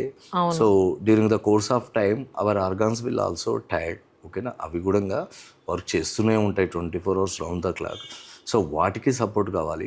సో వాళ్ళకి ఎలాంటి సపోర్ట్ కావాలి, మన లివర్ పరంగా అనుకోండి, బ్రెయిన్ పరంగా అనుకోండి, హార్ట్ పరంగా అనుకోండి. సో నేను వాట్ ఐ సజెస్టర్ అంటే స్క్రీనింగ్ టెస్ట్లు అనేది ఎవ్రీ ఇంటర్వెల్స్ ఆఫ్ టైంలో కొంత చేసుకోండి. అది మీ కొరకే చెప్తాము. But people what they think, వాళ్ళు డబ్బుల గురించి ఇవన్నీ టెస్టులు రాస్తారు. నేను ఇప్పుడు మాస్టర్ హెల్త్ చెకప్ అని మీరు ఎన్ని ఉంటారు, మాస్టర్ హెల్త్ చెకప్ అంటాం, ఎవ్రీ ఇయర్ కంపల్సరీ చేయించుకోండి అని చెప్తాం. ఎందుకు అని అంటే మనకు హిడ్డెన్ డిసీజెస్ అంటారు. మనకు ప్రతి ఒక్కదానికి మనం సిమ్టమాటిక్గా చూపించాల్సిన అవసరం లేదు. సిమ్టమ్స్ ఎప్పుడు బయటపడతాయి అని అంటే, సో ఎప్పుడైనా మన లోపల ఉండే కాంపెన్సేటరీ మెకానిజమ్స్ అనేది ఎవ్రీ ఆర్గాన్ ఇంకో ఆర్గాన్కి సపోర్ట్ ఉంటుంది. ఎప్పుడైనా ఒక కిడ్నీకి ప్రాబ్లం అయితే హార్ట్ సపోర్ట్. సో కనుక ఒక ఆర్గాన్కి కొంత ప్రాబ్లం క్రియేట్ అయినప్పుడు వేరే ఆర్గాన్స్ కూడా ఆ ప్రాబ్లం యొక్క వెయిట్ని బేర్ చేస్తుంటాయి. ఆ బేర్ చేసేంతసేపు మనకు ఆ సిమ్టమ్స్ ఉండవు. బట్ అవి ఎంతసేపు బేర్ చేస్తాయి? సో ఆ బేర్ చేసి అవి ఎగ్జాస్టెడ్ టైంకి వస్తాయి. ఆ ఎగ్జాస్ట్ అయినప్పుడే ఆ సిమ్టమ్స్ అనేది మనకు కనపడతాయి. సో సిమ్టమ్స్ కనబడేదాకా లేకపోతే అది మనకు సివియారిటీ అనేది పెరిగేదాకా మాత్రం మనం వెయిట్ చేయకూడదు. సో అందుకోసమే కంపల్సరీ మాస్టర్ చెకప్ అనేది చేయించుకోండి. ఎవ్రీ ఇయర్ మనం డాక్టర్ని కన్సల్ట్ అవుతుండాలి. మీకు ఏమి ఉన్నా లేకున్నా కానీ ఎవ్రీ ఇయర్ మనం ఆ మాస్టర్ హెల్త్ చెకప్ చేసుకోవడం అనేది మన హెల్త్ కొరకే. So definitely please utilise those services from physicians and doctors from hospitals.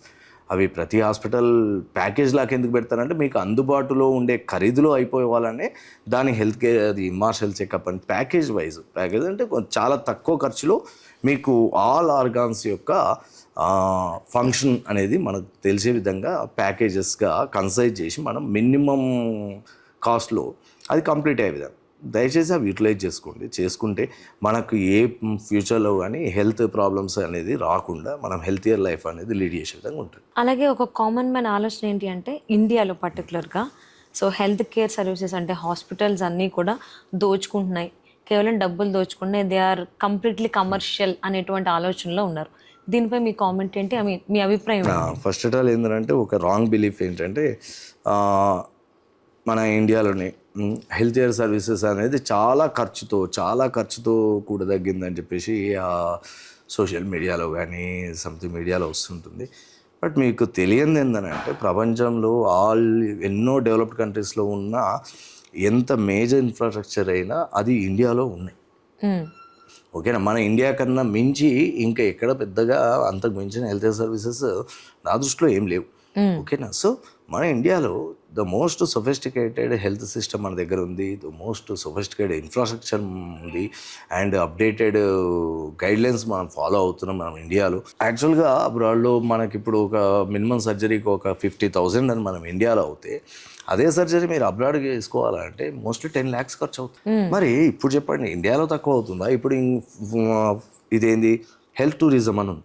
ఇప్పుడు చాలామంది మిగతా కంట్రీస్ నుండి మన ఇండియాకి వచ్చి ట్రీట్మెంట్ చేయించుకొని సర్జరీ చేయించుకొని దే ఆర్ గోయింగ్ బ్యాక్. మరి ఎందుకు వస్తున్నారండి వాళ్ళు ఎందుకు వస్తున్నారు? ఇక్కడ చాలా తక్కువ ఖరీదులో అదే క్వాలిటీ ఆఫ్ సర్వీస్ ఇండియాలో ఇస్తున్నాం మనం. ఇండియాలో ఇస్తున్నాం. ఇంకొక థింగ్ ఏంటంటే మోస్ట్ ఆఫ్ ది కంట్రీస్లో యాక్చువల్గా డాక్టర్స్ మీద స్ట్రెస్ ఇవ్వరండి. అర్థమైంది? ఎలెక్టివ్ సర్జరీస్ అంటాం. ఎలెక్టివ్ సర్జరీస్ అంటే మీరు ఇప్పుడు ఆ సర్జరీ చేసుకోకపోతే ఇప్పుడు ఈ ప్రెసెంట్ టైంలో చేసుకోకపోతే మీ ప్రాణానికి ఏం నష్టం లేదు. ఇప్పుడు హెర్నియా ఆపరేషన్ ఉంది అనుకుందాం, ఓకేనా అండి, ఒక హెర్నియా ఆపరేషన్ ఉంది, లేకపోతే మోకాలు చిప్పల రీప్లేస్మెంట్ సర్జరీస్ అనుకోండి, లేకపోతే ఏదో చిన్న స్మాల్ బోన్ ఫ్రాక్చర్ అనుకోండి, ఇప్పటికిప్పుడు సర్జరీస్. సో ఇవన్నీ ఎలెక్టివ్ సర్జరీస్ అని. ఇది టైం తీసుకొని అయినా పేషెంట్ స్టేబుల్. సో ఇలాంటి సర్జరీస్కి మనకు అబ్రాడ్లో మంత్స్ పడతాయండి. ఇప్పుడు మీరు ఆ సర్జరీ పోవాలంటే నెక్స్ట్ మంత్ మీకు అపాయింట్మెంట్ ఇస్తారు. బట్ ఇక్కడ ఇట్లా పేషెంట్ వస్తాడు, నాకు ఇప్పుడు సర్జరీ ఏంటి సార్, ఇప్పుడు అయిపోవాలా పేషెంట్కి ఆ సర్జరీ. ఆ మిడ్ నైట్ వస్తారు, 2 గంటలకు వచ్చి ఇది ఏం కాదు, ఇట్ విల్ టేక్, మార్నింగ్ చేసుకోవచ్చు. లేదు ఇప్పుడు మీరు చెబితే నేను పక్క హాస్పిటల్కి వెళ్తా, ఆడ వేస్తాన్నారు. సో డాక్టర్కి ఒక స్లీప్ అనేది లేకుండా, అర్థమవుతుందా, డాక్టర్కి స్లీప్ అనేదే లేకుండా ఒక పెయిన్ అబ్డామిన్ తోటి వస్తాడు. ఒక పెయిన్ అబ్డామిన్ తోటి అంతకుముందు అయినప్పుడు మెడికల్ షాప్లో గోళీ తీసుకుంటున్నాడు, అన్నీ చేస్తాడు. హాస్పిటల్కి వచ్చి మాత్రం ఇప్పుడు ఆ పెయిన్ అబ్డామిన్ అవుతుంది కదా, ఇది ఎమర్జెన్సీ కదా.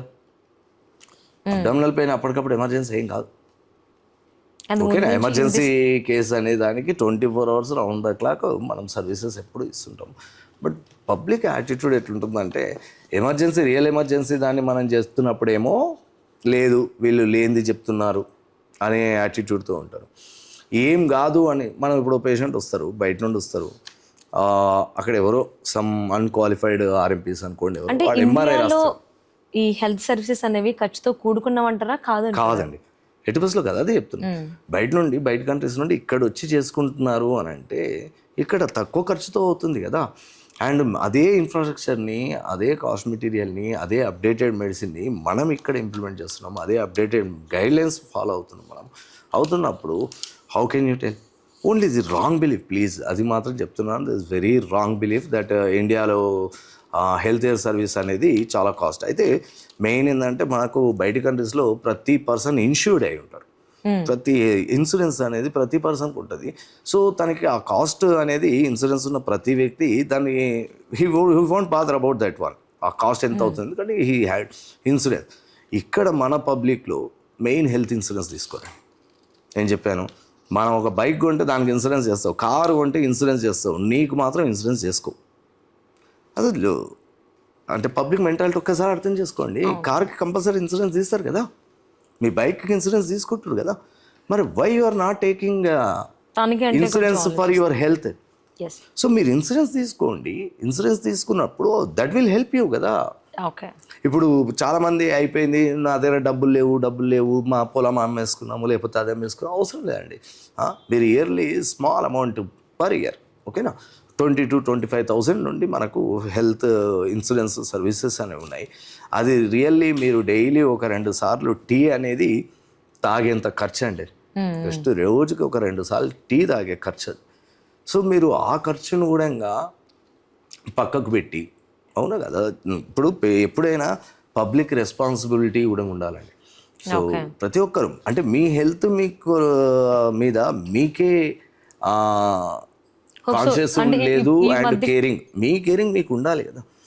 ఈ మధ్య కాలంలో అయితే కొంచెం హెల్త్ కేర్ బాగానే తీసుకుంటున్నారు అందరూ. సో పెరిగింది కొంత, కోవిడ్ తర్వాత కొంత పెరిగింది, బట్ ఇంకా పెరగాలండి. చేంజెస్ వస్తాయి వాళ్ళ థాట్స్ లో అని హెల్త్ విషయంలో. బట్ ఇది మాత్రం బిలీఫ్ లో పెట్టుకోకండి, ఇండియాలో హెల్త్ సర్వీస్ అనేది చాలా ఖర్చుతో కూడా తగ్గింది. దట్ ఈస్ ఎంటైర్లీ కంప్లీట్ 100% నేను చెప్తున్నా, that is wrong belief. Okay, so and కొన్ని స్టోరీస్ ఇన్స్పైరింగ్ ఉంటాయి. సో ముఖ్యంగా మన భృంగి హాస్పిటల్స్కి ఎవరైతే ఒక క్రిటికల్ కండిషన్లో వచ్చి నవ్వుతూ బయటికి వెళ్ళిన వాళ్ళు స్టోరీస్ ఏవైతే ఉన్నాయో, సో అవి ఏమన్నా మాతో షేర్ చేసుకోగలుగుతారా? నిజం చెప్పాలంటే లాట్ ఆఫ్ స్టోరీస్, నిజం చెప్తున్నా. సో మన హాస్పిటల్ అనేది యాక్చువల్గా న్యూరో సెంటర్ మెయిన్ టార్గెట్, అంటే మల్టీ స్పెషాలిటీ, బట్ కోర్ బ్రాంచ్గా మేము న్యూరో డిపార్ట్మెంట్ అనుకున్నాం. సో న్యూరోనే ఎందుకు అనుకున్నాను అంటే, నేను I told you in my PG days also, నా పీజీలో 13 months నేను న్యూరో డిపార్ట్మెంట్, దానివల్ల కొంత ఇంట్రెస్ట్ పెరిగింది. అండ్ బయట కూడా ఇప్పుడు నేనున్న locality most of the highways మీద ట్రామా కేసులు, ఎంతో మంది హెడ్ ఇంజురీస్తో చనిపోవడం. మీకు పోలీసులు, ట్రాఫిక్ పోలీసులు అదే అంటారు, కంపల్సరీ హెల్మెట్ ధరించండి అని.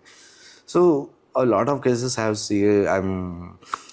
seeing in my life, and most of the lives are, అంటే ఆ పర్సన్ ఒకడే కదా, ఫ్యామిలీ మొత్తం లాస్ అవుతారండి. సో దానివల్లనే మనం న్యూరో సెంటర్గా, సో ఇక్కడ ఎన్నో న్యూరో సర్జరీస్ చెప్తున్నా కదా, GCS 4-5 తోటి వచ్చినాయి. అంటే మనకు సర్వైవ్ అవ్వడానికి ఓన్లీ 10% ఉన్న ఛాన్స్ ఉన్న కేసులను ఎన్నో డీల్ చేసుకున్నాం. అటువంటి కేసులు అందరూ హ్యాపీగా డిశ్చార్జ్ అయ్యేటప్పుడు ఎంత హ్యాపీగా అంటే అంత హ్యాపీగా ఉంటుంది. అండ్ ఈవెన్ మెడికల్ కేసెస్ ఇప్పుడు పాయిజనింగ్ కేసెస్ వస్తుంటాయి, స్నేక్ బైట్ కేసెస్ వస్తుంటాయి, and COPD cases, respiratory failure cases. ఓకేనా, ఈవెన్ కోవిడ్ టైంలో. సో కోవిడ్ టైంలో యు నో దట్, సో ఎన్ని లైఫ్లు లాస్ అయ్యారు అనేది you know.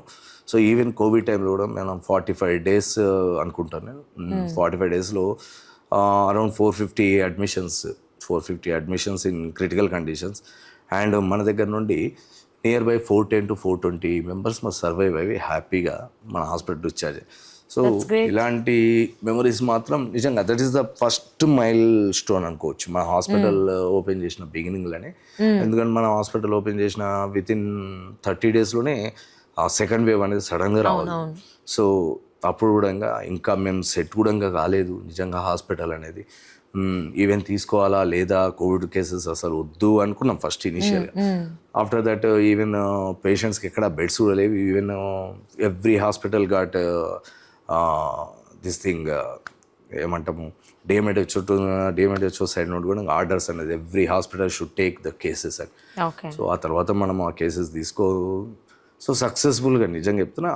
So most critical cases మన బృంగికి వచ్చేవే మ్యాక్సిమం అలాంటి క్రిటికల్ కేసెస్. ఎందుకంటే మన లొకేషన్ కూడా అలాగే ఉంది, హైవే మీద ఉండడము అండ్ కొంత పెరిఫెరల్లో ఉండడం వల్ల ఈ పబ్లిక్ ఏంటంటే హెల్త్ మీద వాళ్ళకి సరైన అవేర్నెస్ లేకపోవడం వల్ల మొత్తం కంప్లీట్గా నెగ్లిజెన్స్ చేసుకుంటూ పోయి మ్యాక్సిమం ఆ క్రిటికల్ కండిషన్కి రీచ్ అయినప్పుడు మన హాస్పిటల్కి వస్తున్నారు.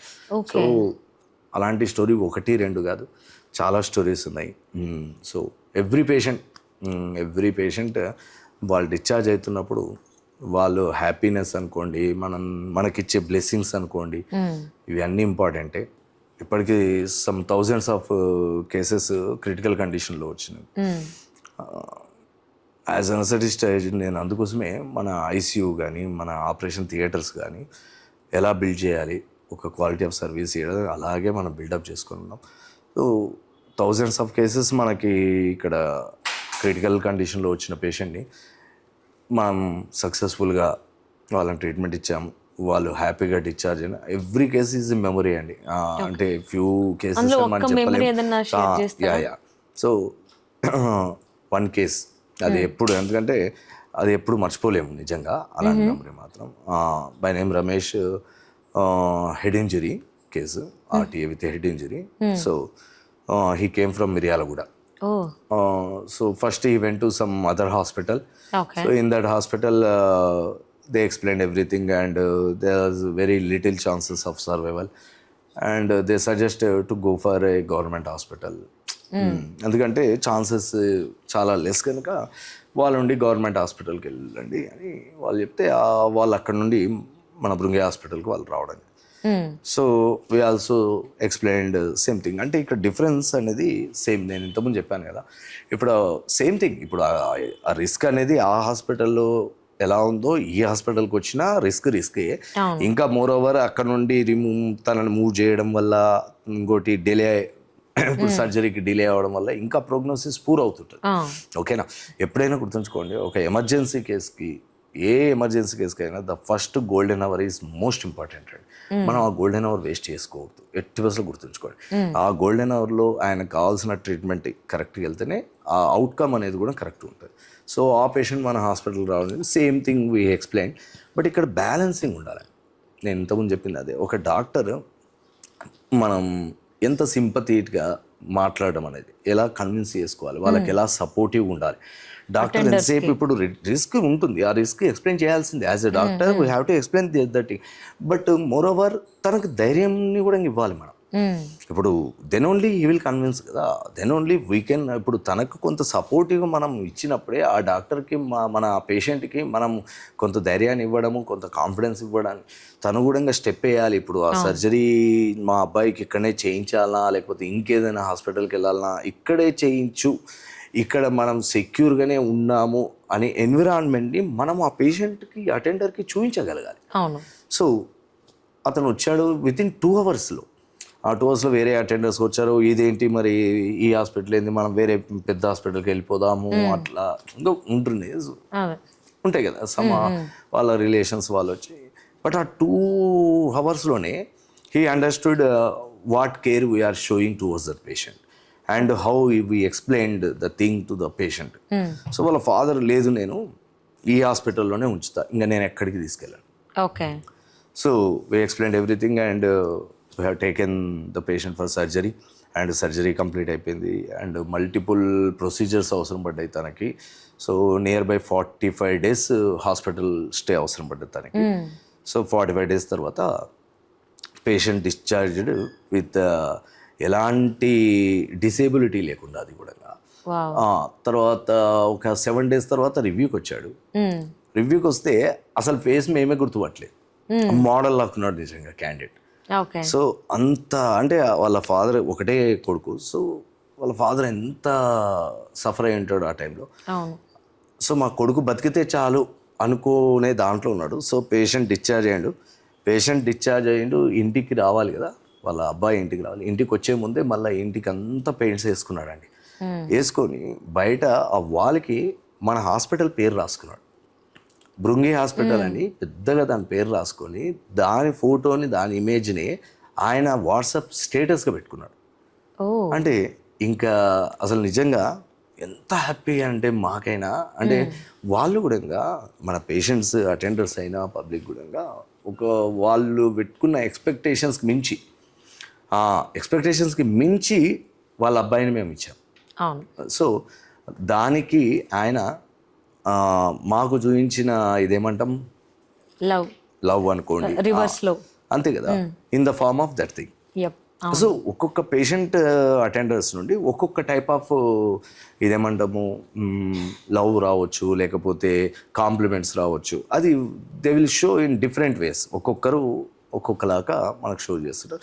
సో ప్రతి కేసు అలాగే మెమరీస్. ఇంకొక పేషెంట్ అటెండర్ కూడా వాళ్ళ మదర్ 90 years ఓల్డ్ ఏజ్, ఆమె బాత్రూంలో స్కిడ్ అయిపడి ఫ్రాక్చర్ అయింది. సో ఆమెకి ఎన్నో ప్రాబ్లమ్స్ ఉన్నాయి, కార్డియాక్ ప్రాబ్లమ్స్ ఉన్నాయి, తనకి లివర్ ప్రాబ్లం ఉంది, కిడ్నీ ప్రాబ్లం ఉంది, 90 years ఏజ్ అంటే. సో ఆ ఫ్రాక్చర్ ఐటీ ఫ్రాక్చర్ అయినప్పుడు తను కూడా బాధ అవుతున్నాడు. ఇప్పుడు నేను సర్జరీ చేస్తే మళ్ళీ మా మదర్కి ఏమన్నా అవుతుందా హెల్త్ పరంగా, మళ్ళీ సర్వైవ్ అవుతారా లేదా. So we explained everything and surgery చేసినాం. ఆ 3వ రోజే డిశ్చార్జ్ చేసినప్పుడు ఆయన ఒక కామెంట్ చేసిండండి మంచిగా కూర్చొని. కామెంట్ కూడా కాదు, దాన్ని ఏమంటా కాంప్లిమెంట్ ఏమన్నారంటే అందరికీ ఒక టెస్టిమోనియల్ తీసుకుంటే ఆయన, సో భృంగి హాస్పిటల్ అనేది వనస్థలిపురం, బిఎన్ రెడ్డి నగర్, ఇబ్రహీంపట్నం ఈ ఏరియా వాళ్ళందరికీ ఇది ఒక సంజీవిని పర్వతం అన్నాడు. అసలు అంటే మా గురించి మేము కూడా అంత గొప్పగా మేమేం చెప్పుకోవడానికి రాదు. అలాంటి కాంప్లిమెంట్స్ వచ్చినప్పుడు రియల్లీ మాకు ఇదేమంటాము గూస్ బంప్స్ వస్తుంటాయి నిజంగా. ఆ డైలాగ్ విన్నప్పుడు మాత్రం నిజంగా we really proud of our self and our staff, our co doctors.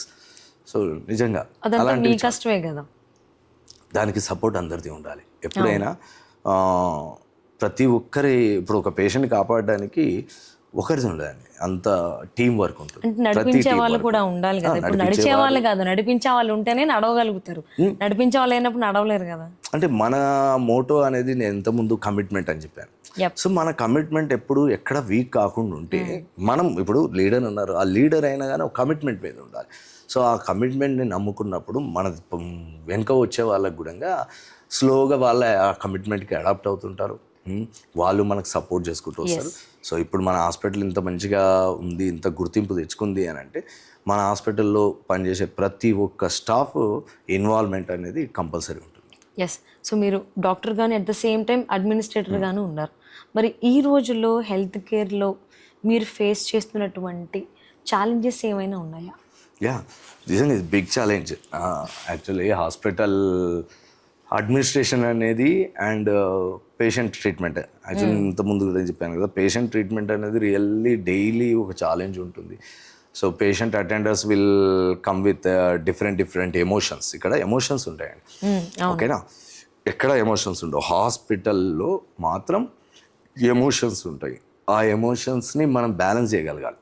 వాళ్ళు చాలా చెప్తున్నారు కదా, వాళ్ళు చాలా భయంతో, మీరు ఒక సారీ కొనాలనుకున్నారు, షాపింగ్ మాల్ కొనుక్కున్నారు, మంచిగా ఇవాళ నేను పట్టు చీర కొంటున్నాను అని చెప్పేసి ఎంజాయ్గా పోతుంటారు. మీరు పోయే ఆ ఎంజాయ్మెంట్కి మిమ్మల్ని వెల్కమ్ చేసేటోళ్ళు ఎవరు ఉంటారు? మిమ్మల్ని కూర్చోబెట్టే వాళ్ళు ఒకరు ఉంటారు, మీకు కాఫీ తెచ్చే వాళ్ళు ఒకరు ఉంటారు. ఓకేనా, అంటే ఒక జాయ్ఫుల్ దానికి పోతున్నప్పుడే మిమ్మల్ని ఇంత రిసీవ్ చేసుకుంటుంటారు. ఇక్కడ పేషెంట్ అటెండర్స్ ఒక టెన్షన్లో వస్తుంటారు. ఓకేనా, సో ఎన్నో ఎమోషన్స్ క్యారీ అవుతుంటాయి. వాళ్ళ సన్ అన్న వాడి ఎమోషన్, ఆ ఫాదర్ యొక్క ఎమోషన్ ఎట్లుంటుంది, నా అబ్బాయికి ఏమవుతుంది, నా అబ్బాయి తిరుగుతుంటుంది, నా అబ్బాయికి ఏమైనా అయితే నెక్స్ట్ ఫ్యూచర్ ఏంటి, ఇంతవరకు తీసుకొచ్చిన ఎన్ని ఎమోషన్స్ అనేది వాళ్ళు క్యారీ చేసుకొని హాస్పిటల్కి వస్తారు తెలుసు. ఆ టైంలో మనం ఎక్స్ప్లెయిన్ చేస్తుంటాం కదా పేషెంట్ కండిషన్ గురించి. ఆల్రెడీ ఒక ఎమోషన్లో ఉన్నాడు, ఇక్కడ పేషెంట్ బ్యాడ్ ఉన్నాడు అనే దాన్ని నేను అతను కన్వే చేయాలి, హోప్లెస్ అవ్వకుండా. అవునా కదా, నేను కన్వే చేయాలి అని అంటే అతను ఉన్న condition already he's in stress condition. So emotionally చాలా వర్స్ట్ కండిషన్లో తను ఉన్నప్పుడు ఆ ఎమోషన్స్ని నేను ఫస్ట్ సప్రెస్ చేయాల్సి వస్తుంది వలన వాళ్ళ స్ట్రెస్ఫుల్ దాన్ని మొత్తం సప్రెస్ చేసుకుంటూ ఇతని రిస్క్ ఎక్స్ప్లెయిన్ చేయాల్సి వస్తుంది. పేషెంట్ ఎలాంటి రిస్క్లో ఉన్నాడు, సో ఇది ఎక్స్ప్లెయిన్ చేయాలి. And at the same time ఆ పేషెంట్ అటెండర్కి సెక్యూర్ అనేది చూపించగలగాలి అండ్ ఆ పేషెంట్కి భరోసా అనేది ఇవ్వగలగాలి. ఈ రెండు బ్యాలెన్స్గా చేయాలి. ఓ పక్క రిస్క్ చెప్తూనే మనం వాళ్ళకి భరోసా అనేది కూడా అదే పర్సంటేజ్ ఆఫ్ ఇవ్వాలి. అంతేగాని ఇప్పుడు రిస్క్లో ఉంది, అవ్వచ్చు అవ్వకపోవచ్చు, సో చాలా డిఫరెన్స్ ఉంటుంది. ఓకేనా అండి, మనం సపోర్టివ్గా మాట్లాడడం వేరు, ఉన్నట్టు మాట్లాడడం వేరు. సో అక్కడ వాళ్ళని బ్యాలెన్సింగ్ చేసుకోవడం ఒక ఛాలెంజ్. మోర్ ఓవర్ ఇప్పుడు ఏంటి, అంత పెద్ద కేసెస్ అన్నప్పుడు ఇది ఖర్చుతో కూడదగింది. ఓకేనా, so at the same time financial thing. So అడ్మినిస్ట్రేషన్గా అంటే ఇక్కడ స్టాఫ్ని చూసుకోవడం అండ్ అడ్మినిస్ట్రేషన్ పరంగా అంటే హాస్పిటల్ ఫైనాన్షియల్గా స్టేబుల్ ఉండడం, రెండు బ్యాలెన్స్ చేసుకుంటున్నారు. సో ఇప్పుడు పేషెంట్కి ఫైనాన్షియల్గా తను అంత ఖర్చు పెట్టుకోలేడేమో, వాళ్ళు ఇక్కడ నుండి పెరిఫెరల్ నుండే ఎక్కువ వస్తారు. ఇప్పుడు నేను చెప్పాను మిర్యాల కూడా నుండి అప్పటికప్పుడు వాళ్ళు లక్షలు క్యారీ చేసుకుంటే ఏం రారు. సో మనం భరోసా ఇవ్వడం, ఇప్పుడు వేరే హాస్పిటల్ అయితే ఫస్ట్ డిపాజిట్ కట్టమని. సో మనం ఏంటంటే పేషెంట్కి ఇప్పుడు ఫస్ట్ పేషెంట్, నేను ఆల్వేస్ టెల్స్ మై పేషెంట్ కానీ పేషెంట్ అటెండర్స్ కానీ మనీ ఇవ్వాలి కాకపోతే రేపు ఏమైనా తీసుకోవచ్చు, కానీ ఇప్పుడు ఈ పేషెంట్కి ఈ ట్రీట్మెంట్ చేయకపోతే ఆయన సర్వైవ్ అనేది క్వశ్చన్ మార్క్ అవుతుంది. సో ఫస్ట్ ట్రీట్మెంట్ చేసుకున్న తర్వాత రేపటి రోజు మీరు అడ్జస్ట్ అయినప్పుడు డబ్బులు మెల్లమెల్లగా అడ్జస్ట్ చేసుకో. సో వాళ్ళకి ఫైనాన్షియల్ సపోర్ట్ కూడా ఇవ్వగలగాలి మనం. సో ఈ రెండు బ్యాలెన్స్ చేసుకుంటూ వెళ్ళాలి. సో రెండు బ్యాలెన్స్ చేసుకోవడం ఆల్వేస్ ఒక ఛాలెంజే. అలాగే హాస్పిటల్ సక్సెస్ అనేది ఓన్లీ డాక్టర్స్ ట్రీట్మెంట్ అనేది కాదు, ప్రతి డిపార్ట్మెంట్, అంటే ఒక హాస్పిటల్స్ అంటే నర్సింగ్ డిపార్ట్మెంట్ అనుకోండి, లేకపోతే మెడికల్ డిపార్ట్మెంట్, లేకపోతే ల్యాబొరేటరీ థింగ్, రేడియాలజీ డిపార్ట్మెంట్ అనుకోండి. సో ప్రతి డిపార్ట్మెంట్ అనేది coordination and cumulative work. So ఇది కూడా చాలా ఇంపార్టెంట్ మనం పేషెంట్కి సర్వీస్ అందించే ముందు. సో ఇవన్నిటిని కూడా ఒకే రూట్ మీదకి మనం తీసుకురావడం అనేది కూడా ఒక పెద్ద ఛాలెంజ్ అండి. సో మన హాస్పిటల్లో ఇప్పుడు all services under one roof concept. So ప్రతి డిపార్ట్మెంట్ అనేది మనం ఇన్హౌస్గానే ఉంచుకొని ప్రతి సర్వీస్ని డిలే ఇవ్వకుండా, ఇప్పుడు సిటీ స్కాన్ కావాలన్నా ఏదైనా టెస్ట్ కావాలన్నా అన్ని ఇన్హౌస్ సర్వీసెస్ మనం ఒకే ప్లేస్లో మనం పేషెంట్కి అందుబాటులో విధంగా ఉండగా మనం పేషెంట్కి ఈజీగా, అంటే there is no time lag, అంటే మనం టైం అనేది వేస్ట్ కానివ్వదు ఏ కేసు కూడా. And our goal is also any patient earlier diagnosis first పేషెంట్కి ఏముంది అనేది diagnosis important, and earlier treatment and earlier discharge. Okay, this is 3 things very important. So ఎక్కువ రోజులు మనం హాస్పిటల్ స్టేలో ఉంచడం అనేది మన గోల్ ఉండకూడదు ఎప్పుడైనా. ఎంత తొందరగా పేషెంట్ రికవరీ అనేది important, early recovery and early discharge. So we have to minimise the hospital days of stay అనేది మనం తగ్గించాలి. సో ఇవన్నిటిని మనం కన్సిడరేషన్ చేసుకుంటే ప్రతి డే అనేది ప్రతి పేషెంట్ దగ్గర ఛాలెంజింగ్ లాగానే ఉంటుంది. బట్ మనం అది స్ట్రెస్ఫుల్గా అనుకోకూడదు. 80%లో we have to accept those things and మనం అన్న పాజిటివ్ థింగ్ని అలాగే ఫాలో అవుతే మాత్రం అది ఆ ఛాలెంజ్ అనేది చాలా ఈజీగా ఓవర్కమ్ అయితే చేసుకోవచ్చు. అదే భృంగి హాస్పిటల్లో మనం చేస్తున్నాం. సో డాక్టర్ శిరీష్ కుమార్ గారు హాస్పిటల్ ఎలా ఉంటారు, హాస్పిటల్ బయట ఎలా ఉంటారు? హాస్పిటల్ లోపల డాక్టర్ అనేది కంపల్సరీ ప్రొఫెషనలిజం మెయింటైన్ చేసుకోవాల్సి కంపల్సరీ. అండ్ ఆ ప్రొఫెషనలిజంని, మన లోబుల్ క్యారెక్టర్ని, మన ఎథిక్స్ని, మన ప్యాషన్ని ఎక్కడ డిస్టర్బ్ కాకుండా మెయింటైన్ చేయాల్సి వస్తుంది. సో హాస్పిటల్ లోపల మాత్రం మనం అండ్ డెడికేషన్ ఆల్సో ఇవేవి హాస్పిటల్ లోపల ఉన్నంత వరకు మాత్రం మనది. అండ్ బయటకు వస్తాయి, బయటకు వస్తే చెప్పాను కదా, very lovable character always, and casual thing, and దేన్ని స్ట్రెస్గా ఏం ఫీల్ అవ్వనని చెప్పిన, అండ్ పాజిటివ్ థింకింగ్, అండ్ అందరితో వెరీ క్యాజువల్ మూమెంట్, కంపల్సరీ చాలా క్యాజువల్గా ఉంటాను. అండ్ ఫ్యామిలీ కానీ ఎవ్రీథింగ్ చాలా జాయ్గా ఉంటాను, నో ప్రాబ్లం. సో మీ హాబీస్ ఏంటి? హాబీస్ ఖాళీ టైం ఉంటే మ్యూజిక్ ఎప్పుడైనా అంతే, ఖాళీ టైం ఉన్నప్పుడు లిజనింగ్ మ్యూజిక్. ఇంకా ఖాళీ టైం దొరికితే నాకు కార్ డ్రైవింగ్ అంటే చాలా ఇంట్రెస్ట్. ఇంకా మంచిగా కంఫర్టబుల్ టైం దొరికినప్పుడు లాంగ్ డ్రైవ్స్ డ్రైవింగ్కి వెళ్ళిపోవడం, ఓకే అంతే. సో ఒకవేళ ఫ్యామిలీతో ఏమైనా ప్లాన్ చేసుకోవాలి అంటే ఎలా ప్లాన్ చేసుకుంటారు ఫ్రీ టైం? ప్లానింగ్ ఏమి ఉండదండి, కష్టం. మనకు ఉండే షెడ్యూల్ కొంత ప్లానింగ్, అన్నీ చాలా ట్రిప్స్ కానీ ఏదైనా ఉన్నా కానీ అప్పటికప్పుడు ఇన్స్టెంట్ డెసిషన్ అండ్ వెళ్ళిపోవడమే అంతే. Okay, at present me inspiration ఏంటి అంటే ఏం చెప్తారు? ఇన్స్పిరేషన్ ఓన్లీ మై ఎంథూజియాజం, ఓ అంతే. అదే ఎప్పుడు ఎవ్రీ సెకండ్ మూవ్ చేస్తూ ఉంటుంది.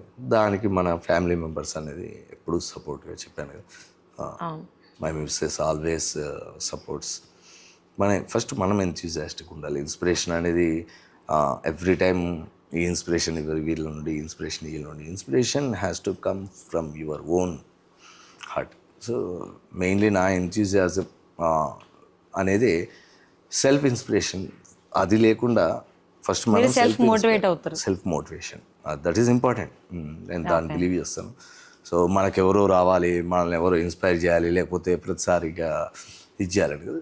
ఎక్కువగా సెల్ఫ్ మోటివేషన్ అనేది, సెల్ఫ్ ఇన్స్పైరేషన్ అనేది, బట్ దెన్ సమ్ సపోర్ట్ అనేది ఉన్నప్పుడు we'll can go comfortably and we can get success through that. So nice of you అండి. సో చాలా విషయాలు తెలుసుకున్నాము. సో ఇప్పుడు కొంచెం ర్యాపిడ్ ఫైర్లో వెళ్దాము. యా. సో ఏంటి అంటే, మీరు లెంత్ సర్జరీస్ చేసి బయటకు వచ్చిన తర్వాత మీకు ఇష్టమైన ఫుడ్ ఏంటి? టీ. ఓకే, ప్రతి డాక్టర్కి తప్పనిసరిగా ఉండాల్సినటువంటి ఒక్క క్వాలిటీ ఏంటి? ప్రొఫెషనాలిటీ, డెడికేషన్, ఎథిక్స్, ఈ మూడు ఉండాలి కంపల్సరీ. ఓకే, ఒకవేళ డాక్టర్ శిరీష్ కుమార్ గారు డాక్టర్ అవ్వకుండా ఉంటే ఏమయ్యేవాళ్ళు? No option. నో ఆప్షన్, అసలు థాటే లేదు. ఒక పేషెంట్ నుండి మీరు పొందినటువంటి మర్చిపోలేని కాంప్లిమెంట్ బ్లెస్సింగ్ ఏంటి? Different type of compliments. కొందరు కొడుక అంటారు, కొందరు దేవుడు అంటారు, కొందరు ఏకంగా కాలు ముక్తుంటారు, కొందరు బ్లెస్సింగ్స్ ఇస్తుంటారు. So different type of patients will give different ways of compliments. So అలా బెస్ట్ కాంప్లిమెంట్ అనేది లేదు, బట్ ఇంతకుముందు చెప్పినట్టు వాళ్ళు మన హాస్పిటల్ థింగ్ అనేది వాళ్ళ ఇంటి మీద అనేది పెయింట్ చేయించుకోవడం అనేది, దట్ ఈస్ బెస్ట్ కాంప్లిమెంట్. అదొకటి. ప్రతిరోజు మీకు మోటివేషన్ ఇచ్చేటువంటి ఒక చిన్న మంత్రం అంటే ఏం చెప్తారు? నిశ్శబ్దం, సైలెన్స్గా ఉండడం.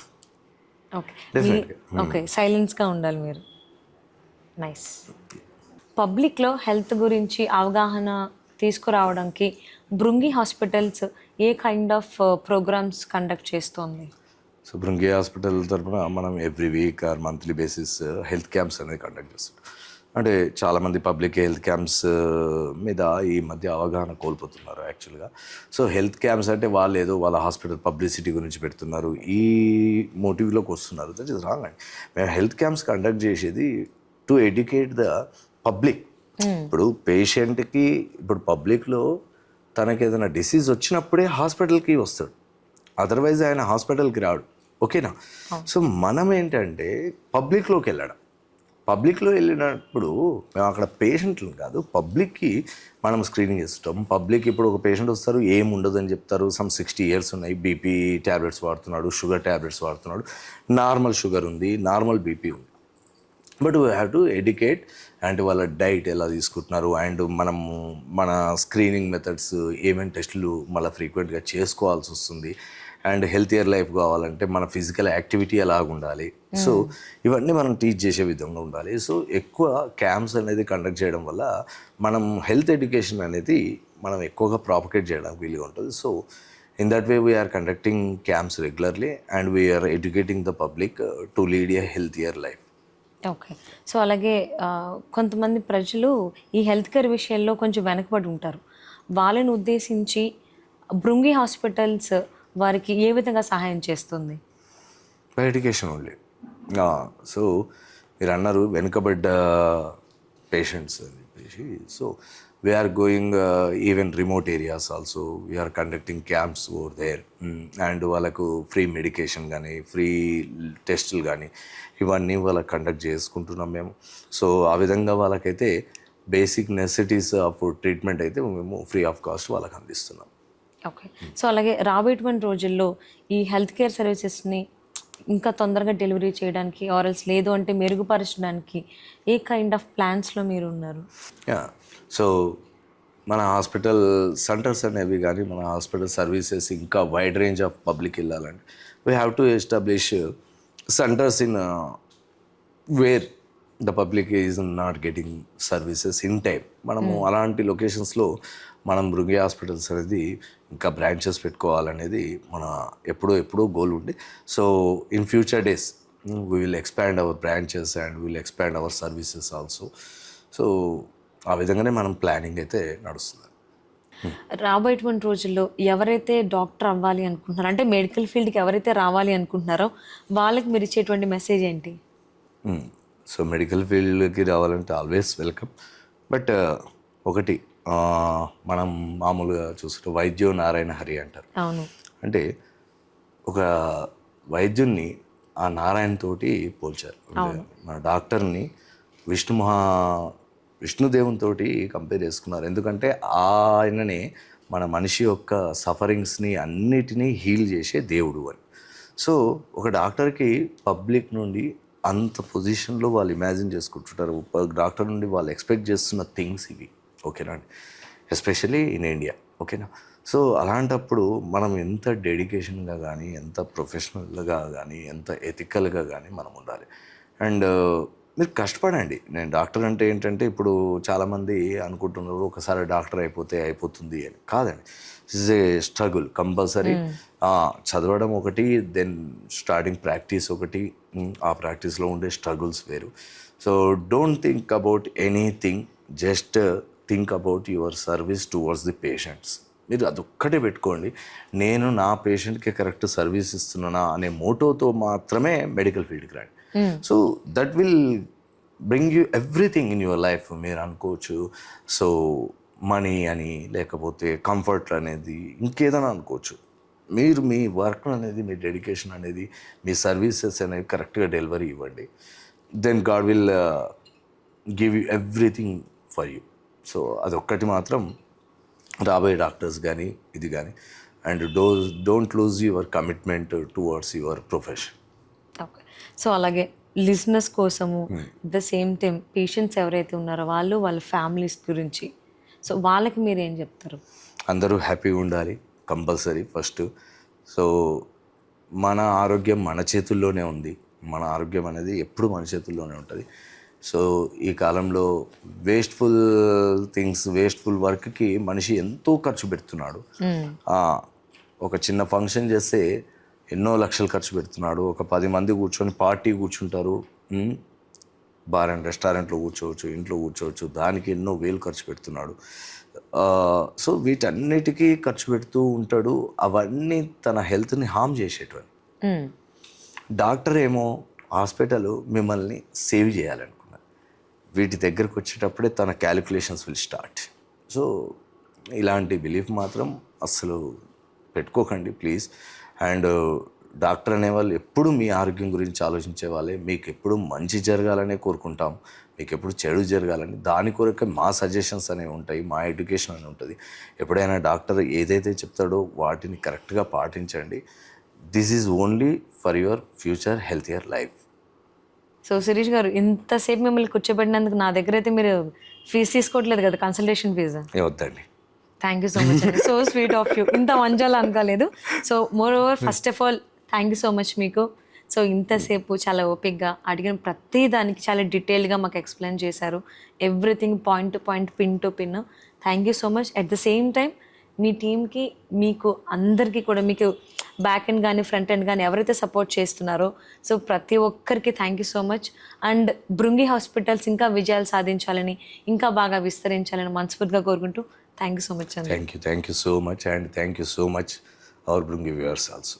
ఓకే, సో వ్యూయర్స్, ఇదండి వాళ్ళ పాడ్కాస్ట్. విన్నారు కదా, హెల్తీగా ఉండండి, హ్యాపీగా ఉండండి. మరిన్ని హెల్త్ అప్డేట్స్ కోసం please subscribe Bhrungi hospitals YouTube channel. అలాగే వీడియోస్ కనుక మీకు నచ్చినట్లయితే లైక్ అండ్ షేర్ చేయండి.